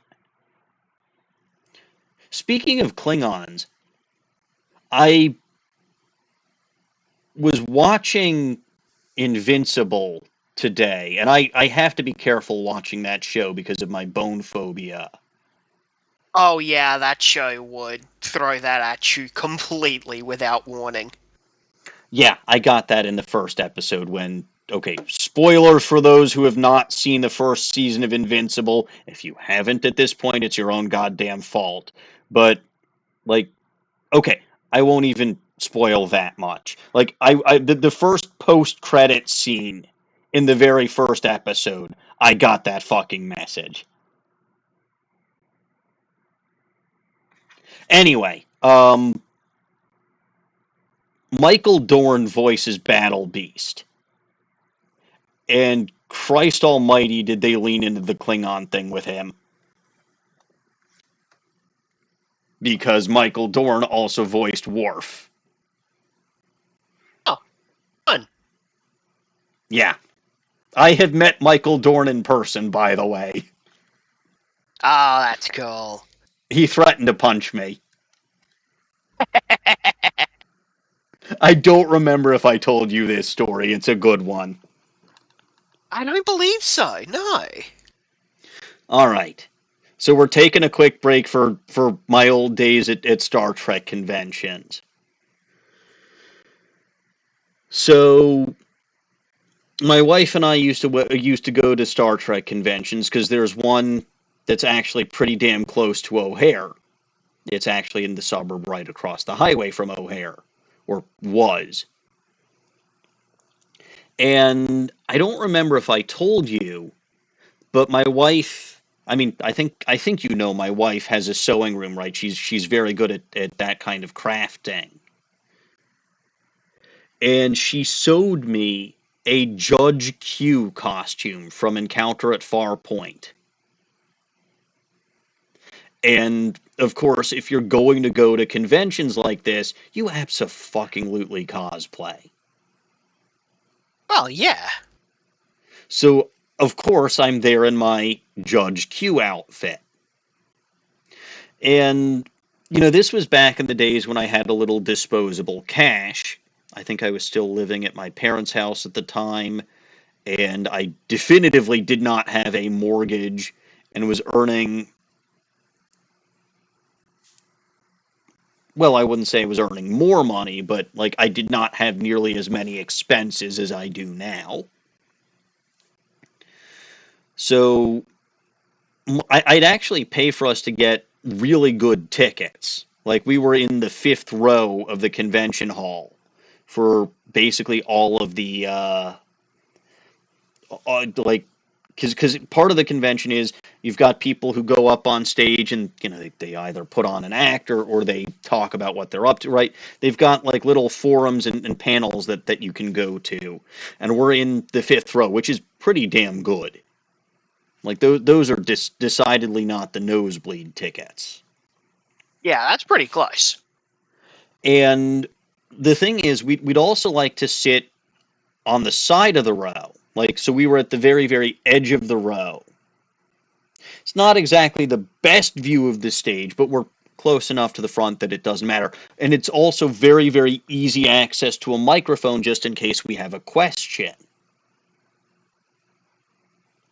The other nice thing about this particular seat, or set of seats, is that it was also right by a door that led into and out of the auditorium or the hall or whatever it was. And, it wasn't one that was used by people coming into and out of the room, right? It was used, well, like people like attendees. Who it was used by was the celebrities or the actors coming into and out of the room either before their panels or just to surprise and or heckle whoever was on the stage. So we're sitting there. I don't even remember who had the panel and who was up on stage at that point. We're sitting there, and keep in mind, I'm wearing that Judge Q costume. Right? Full Judge Q regalia. And who walks in through that door but Michael Dorn? And before I can stop myself, because sometimes mouth works faster than brain, I stand up and walk over to Michael Dorn, who is a big guy. Big. Like, and I'm just an average height schmo. And I say to him, I say to him, eat any good books lately? Which is, in fact, a quote that Q says to Worf. I believe it's the one where he lost his powers. Was that Deja Q? I don't remember. But either way, it was a quote. Obviously not a very polite one. But still. Anyway, he looms over me. And he says, and I quote, "You realize I could punch you right now and nobody would care."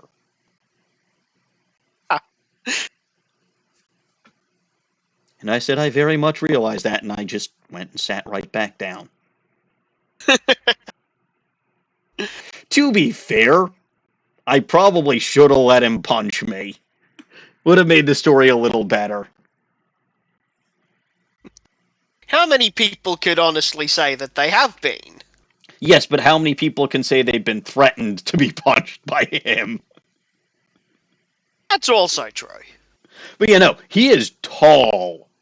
He was looming over me. And by the way, of those people who can say that they've been threatened to be punched by Michael Dorn, how many of those can also say that they've had an entire conversation in Hebrew with William Shatner? Probably not a ton. I may be the only person who has had both of those experiences. So, ha! Yeah, pretty impressive. I don't know.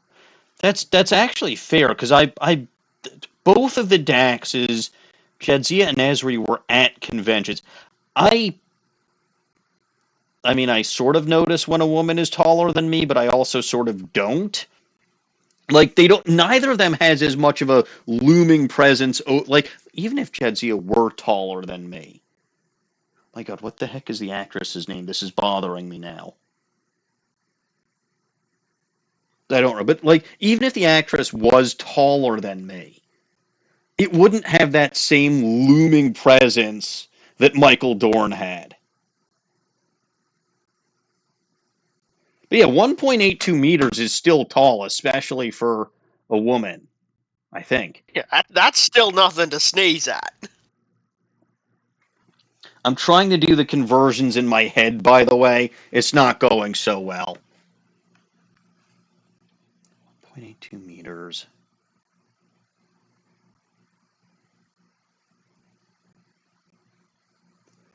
Three feet, and then about 100 millimeters. 100 millimeters is about, so 3'4" is 1 meter, approximately.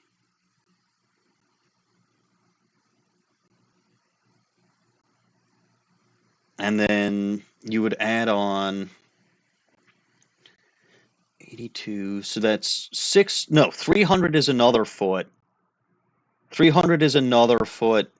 So you're already at 5'4", and you've still got, what, 220? 220. Well, 100 is 4. So 5'4". Yeah, that's over 6 feet, or that's about 6 feet.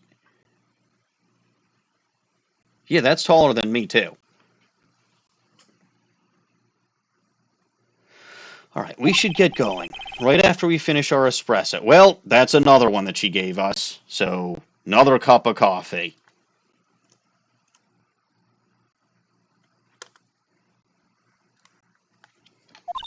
Yeah. I won't need to convince Viola of anything else, so I guess I can get rid of this. Oh, okay, repair bill thrown into the trash. I feel like that's not... Like, I feel like I could have used that in court. No, that could never possibly have any application as evidence. Never. Never. And back to Trebien. I hate how they did this, by the way. Right, where Blue Screens Inc. is only accessible from Trebien, and Tender Lender is only accessible from Vitamin Square. Yeah, this is, like, the worst that the maze that is Ace Attorney Locations has ever gotten. That I'm aware of. It may get worse in Apollo Justice, who knows? Well, we'll figure that out when I've got to get there. In the meantime, it's finally time for me to present this Magatama to the robot lady and finally get to her bottom. Hopefully. I do wish she was more of a red-themed robot than a blue-themed robot. Blue is just so cliché. How about you tell me what kind of trouble Mr. Elg was in? I'm sorry, sir, but we don't deal with troubleshooting. I also love how this goes when I talk to her, because, like, she does exactly what I would fucking do. Like, if I programmed a robot, I'd program a robot to give stupid, sassy answers like this. I'm sorry, sir, but we don't deal with troubleshooting here. Perhaps you'd like to speak to someone in customer service. What's she talking about? I guess I better just take a shot and see where it gets me. Yeah, no. Like I said earlier, little goblins don't want me to go taking shots. Oh yeah, Avery Brooks is tall too. Ms. Basil, let me ask you something. Did Mr. Elg's trouble have something to do with this? My attorney's badge, because I kept pestering him. No, it's again the losing horse race did this one. I've gotten this far anyway. Or the lottery ticket. I suppose, and then you just have to switch it when it's saying, yeah. Because I presented this and then the lottery ticket, I suppose you could present either. Or you could present them in either order.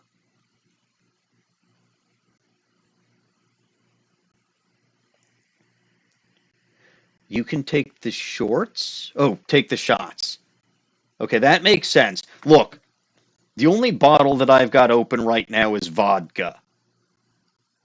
And I'm not opening my bottle of scotch just for this. Like, I didn't open it last week after I got home after the car accident, and I needed a shot at, well, need is a strong word. I really wanted a shot of something. So I just had to down pure vodka, and I hate that, but it still worked. What is that? A bunch of horse racing tickets. All losing ones. With that many tickets, you could get $1 at the recycling center. I love this, by the way. You good people are very, very bad. Cashing in on others' misfortunes is immoral. Is that a whiff of hypocrisy I smell? No, robots can't be hypocritical. But what is the relevance of these tickets? The victim, Mr. Glen Elg. He had a gambling habit, didn't he? I don't think that's a logical conclusion based on the facts. Everyone likes to go through... I mean, again, 500 is not time to time. Yeah, but not everyone buys this many tickets. Anyway, I don't believe that proves anything on its own. You're right, but I'm not through yet. Mr. Elg's gambling wasn't restricted to horse races, was it? So I assume if I'd presented the lottery ticket, in this case it would say Mr. Elg's gambling wasn't restricted to the lottery, was it? Yeah. The lottery, horse racing, he bought a lot of tickets and lost a lot of times. That's got to have hurt his wallet pretty bad, don't you think? Again, I don't get this facial expression. I think she's sweating. Which means someone did a really good job with designing her. Also, yes, I'm sure she's not actually a robot. No, they've just sealed up her coolant really, really badly. Oh, that's unfortunate. Because it means she's only going to get hotter.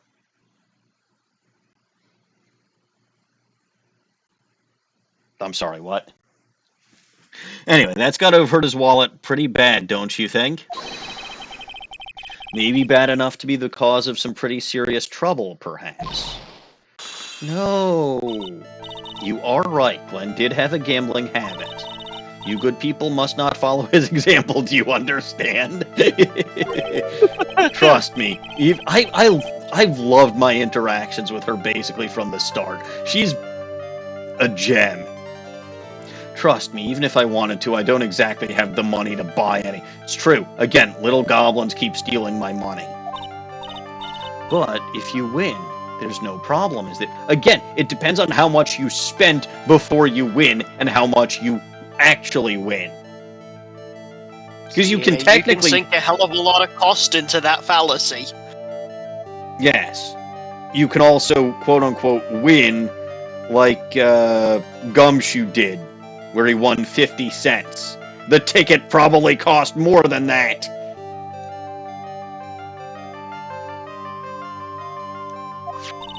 And Glenn had a winning ticket, didn't he, for $500,000? Yeah, but he was fucking killed for that. It's hard to imagine how he could have been in trouble then, isn't it? Because, well, first of all, again, everything in the meantime, right, just because he won that one ticket, which just happened when he was killed, didn't mean that he didn't have problems and wasn't drowning in debt in the interim. But anyway, it's true that Mr. Elg won $500,000 in the end. That was his first stroke of good luck. He was in deep trouble before that. Deep trouble? What do you mean? Mr. Elg's real problem was someone or something more terrifying and ferocious. Profiles. Obvious. You know the best part? What? You don't have to present the profile here. You can present his calendar. His calendar is the terrifying and ferocious thing that his problem is with. I considered doing that. I don't remember if I actually did that. That was 3.5 hours ago. But okay, I'm still gonna present Sergio himself. Oh, it looks like it's another one of those things where you have to present both anyway. Fair enough. Sergio Tigre, the boss of a loan office called Tender Lender. Tender Lender. People with businesses should think harder before naming their offices. Like you're one to talk. To be fair, Tender Lender tells you more about what it does than Blue Screens Inc. Well, what do you think? Our firm is doing very well at the moment. I don't think we need to borrow. You don't! What's his name did? No. I mean about Mr. Elg. You think Glenn had something to do with this Sergio Tigre? Yes. I'm sorry, I don't know of any connection between the two of them. Yup, so here's the calendar. Back to evidence, which is this one. Woohoo! Sergio Tigre, aka the Tiger, is the boss of a loan office called Tender Lender. This is who Mr. Elg met with on the day of his murder. The only thing a loan shark would talk with him about would be his debt. Uh-oh, her coolant is leaking again. No! It's true that Glenn had racked up quite a bit of debt from his gambling habit. About $100,000, I think. Ah! Ah! So, again, this goes to something I was saying earlier, right? If Sergio was calling in every cent he owed, or he was trying to use something as collateral, right? Glenn could have paid back the $100,000 to him instead of giving him the virus. And that's where he fell into problems. Because he needed the virus, because he needed more than 100,000. Yeah, that is most distinctly not $1 million. No, it's a tenth of that. And even if you combine that and Armstrong's debt, which I don't think Armstrong has any conceivable way of paying, that's still only $600,000, which is only 60% of the way there.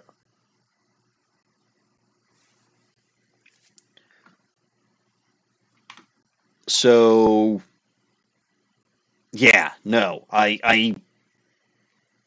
again, I don't know why he didn't sell a solid gold desk.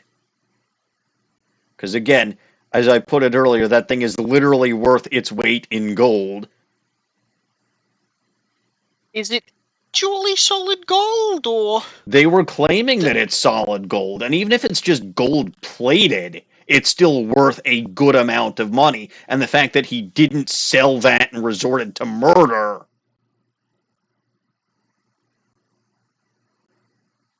is incredible vanity on his part.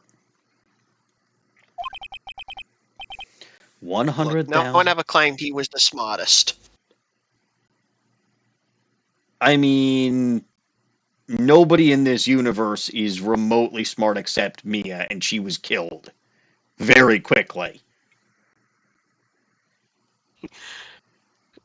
Red, White, knew she was just upstaging everyone else. Yeah, well. that still makes him an asshole. $100,000. Ouch. But I heard he won the lottery, so he should have been in the clear. Shame Maggie couldn't get a bit of that good luck. Okay. So the guy got lucky and won the lottery, literally as he was sitting and eating lunch with the guy who he owed it to. But what if he hadn't won? What was her coolant is leaking again. What should I do when her coolant starts to leak? What's the appropriate reaction? Do I give her a hug? Do I try to find the loose seals and tighten them up or apply sealant? What do I do? Well, I don't think the hug would be very practical. Probably not, and I'd likely get coolant all over myself. Yeah, it'd just be kind of messy. I probably had worse. Probably. Anyway, well, I deal with robots, and I'm pretty sure... Actually, no, I know I've been puked on before. It's not pleasant. Anyway, well, this isn't easy to say, but he said he would use his talents to repair...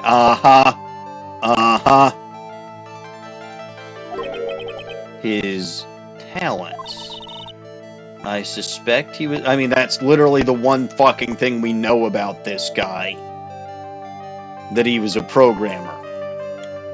Oh, I guess the other thing is that he was deaf in his left ear. I suspect he was talking about programming. Well, what computer... Phoenix, we know this already. In point of fact, what he would be giving to Sergio would be worth a fuck ton more than just $100,000. ... Perhaps you good people should leave so I can get back to my work. Nope. We have to get to her bottom. Was it by any chance this? MC Bomber. Well, this is it, isn't it? This is the virus that's infecting computers worldwide as we speak. MC Bomber. No, hey! I have successfully gotten to her bottom. Bottom achieved. Yes. Glen's troubles. Glen's head had more processing power than any computer. It had been infected with a gambling... You see, this is what I'm saying earlier, when she was saying that his personality had a couple of bugs. Now she's talking about his head having more processing power and infected with a gambling virus. I'm telling you, whether she knows it or not, this lady is a robot. She only has one frame of reference for things, okay? Look. You want my opinion? The nerds in this office, especially if Elg is as talented as she's saying, I can only imagine what the other ones are also capable of. I wouldn't doubt if they built and programmed her to basically act as a CEO. And as a female robot, because let's face it, nerds never get laid. Or interact with women much, like, at all.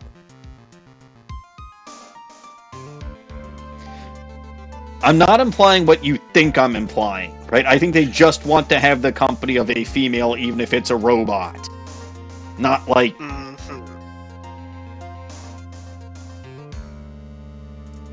But I honestly think that it wouldn't be too far-fetched, is that they literally built and programmed their own CEO. Because none of them can really act as the face of the company. The one guy that she asked what they were doing couldn't really explain it in lay terms. You get someone like that asking for funding, nobody's gonna fucking understand any of it. So they basically built her to be the CEO and act as their public face of... Plus, right, something like that is decidedly more attractive than a bunch of sweaty nerds working at computers. Tell me I'm wrong.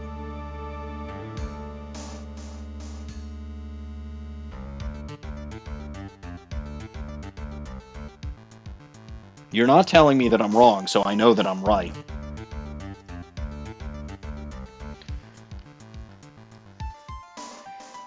But it had been infected with a gambling virus. Glenn was in too deep. You mean he was in debt? Yes, $100,000 in debt. Not an easy amount to repay, especially when you keep losing money to your gambling problems. So, he said he was taking on some extra work, something a bit risky. Yes, sir?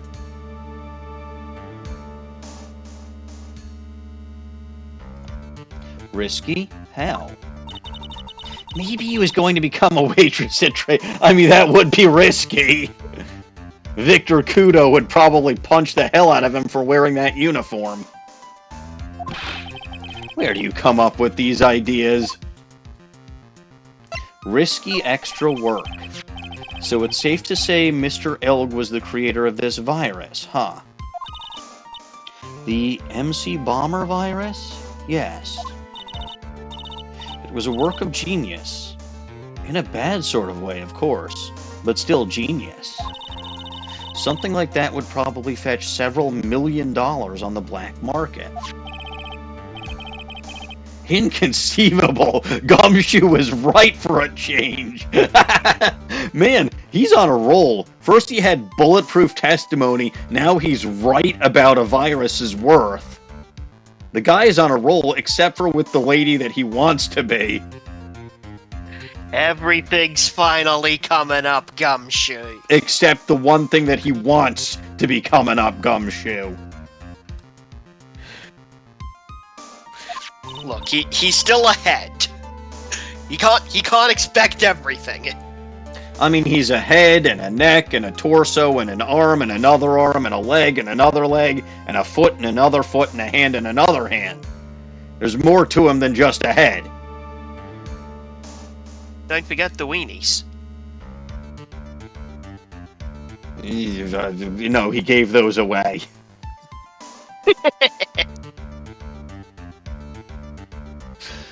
Anyway, this date, December 3rd, that is marked on his calendar. That was his deadline for repaying his debts. Aha! MC Bomber updated in the court record a computer virus made by Glen Elg, potentially worth millions of dollars. You got rid of the fact that it was found at Tender Lender? That's still kind of important information, Phoenix. Look, there's only so much space in these. They had to fit these descriptions on the GBA. True. I guess we won't be needing these horse racing tickets anymore. I don't want to schlep 500 of them anyway. So this I will actually agree with Phoenix about. Keep, like, one of them. Because I don't think I actually have any specific record of his debt. Glen Elg's...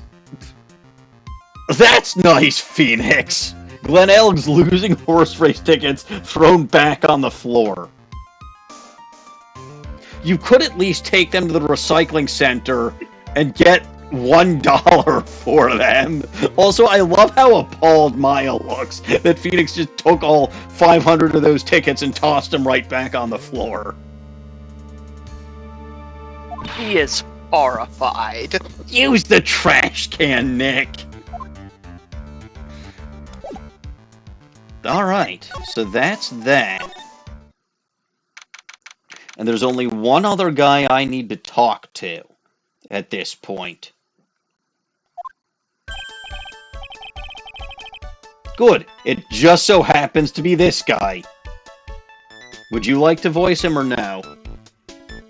I would, yes. Go for it. Bonjour! I've been waiting for you to return. Mr. Armstrong. Ah, good timing. I was hoping to find you here. I've been looking for you most of the fucking day. We'd like to ask you a few questions. Ah, that would be the Russian guy, wouldn't it? Indeed. See, I have to remember I'm not going to see the proper accent on the screen. Well, comrade, he hasn't got anything to say to you. Hello. Ah, it's Fauxnix. Well, this doesn't work very well. Who are you calling Phoenix, comrade? Ah! Come out from under the table already, Maya. Okay, hand it over, comrade, before I have to get rough on you. What? You want to play games with me, comrade? I do not recommend this course of action. Give me those medical papers, comrade, or else they will find you drowning in a bowl of borscht. Uh-oh. I think he wants Viola Cadaverini's papers back. How the fuck does he even know that I've got them?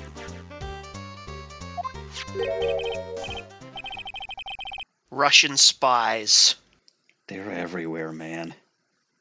Also, Phoenix, why do you literally take them out and show him? You could have denied that you had them. You mean this? The $1 million medical papers. ... Ms. Cadaverini trusted you. That's why she said that she helped you. Forget about that, comrade. That girl is dumber than a plate of pierogies. You want to know what he said? I'll tell you what he said. It is not just her face, comrade. She thinks she's got power because she's Bruno's little, I think Babushka's grandmother. I don't know what granddaughter is.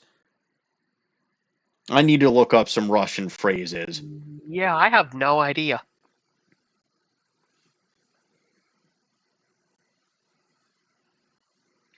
I'll look up some Russian phrases before next time, because I'm sure we'll be seeing this guy again. In the meantime, I'll use one that I know isn't appropriate, but still. She thinks she's got power because she's Bruto's little girl. Now that is pathetic, comrade. I can't let you have these papers. Tomorrow in court, I'm going to expose what you did to get the $1 million you used to pay this off. So he's still, like, 3 fucking games in, and he's still waving around the evidence to the perpetrator right in their face. He hasn't learned his lesson, If there has he? is one thing Phoenix Wright will never do, it's learn. True. You have a lot of nerve, comrade. Are you crazy or something? I don't care if you want to give it to me or not. There's 2 of us here. You got that? 2. Yeah, Armstrong's... Oui! Oui! Ah, I see you're in the bathroom. Going wee-wee. Mr. Armstrong... I'm sorry, I was intimidated. Yeah, I know. Forgive me, désolé. I cannot argue with him.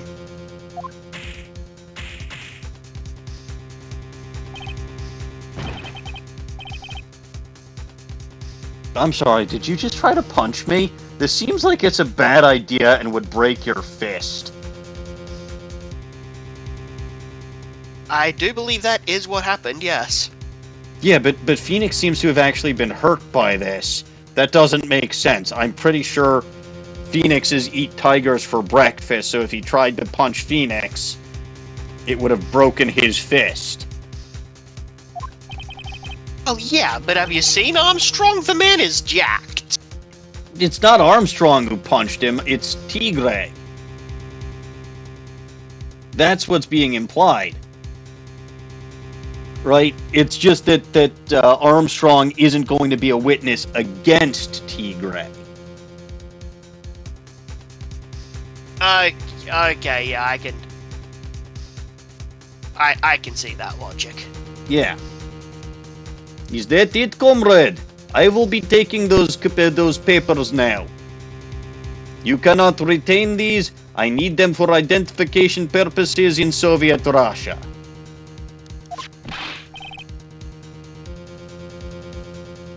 Armstrong, get that lighter. Wait.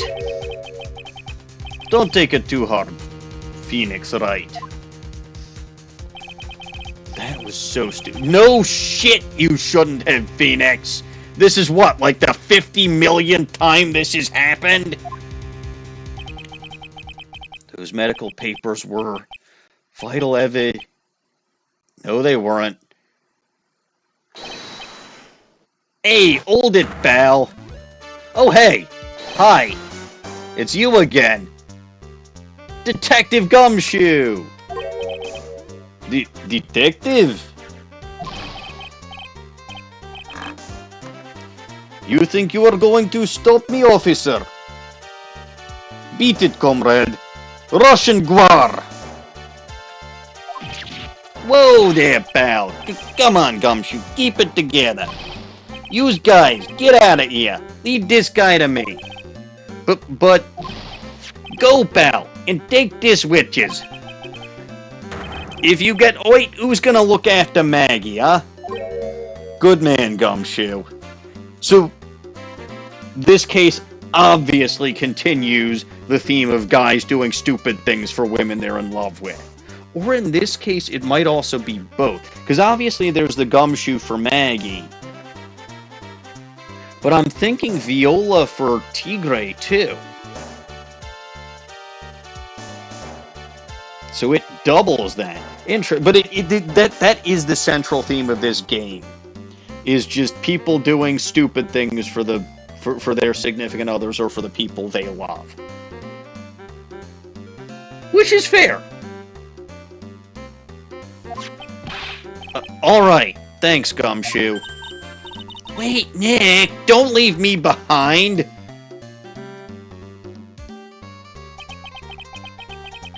I'll get even with that guy tomorrow, in court.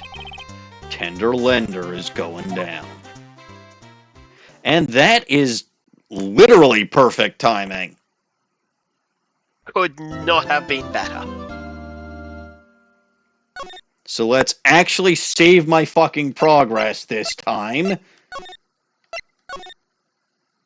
Oh no, that sounds like a comment that came from experience. So I started today, well, I ended last week. I wouldn't say in the middle, but like it was technically towards the beginning. Like I had just stopped by Blue Screens Inc. for the first time before I headed out last time. And stupid me, I forgot to save. And I realized I forgot to save like half a second after I turned off my Switch. Oh. Good news is when I do stuff on my own, it takes significantly less time than when I do it while streaming, because I keep getting sidetracked or blathering on like an idiot or telling stories about getting punched or nearly punched by Michael Dorn. And even if you didn't get distracted, just reading things is so much quicker than voicing them. Well, technically I'm reading them either way, but yes, I get what you're saying.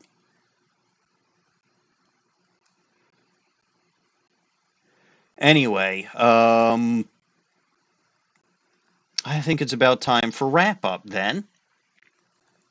So, if you like LG only caught part of the stream today, you can catch the entire stream. I will be uploading it to my YouTube channel along with all of my other content that I have streamed on this channel.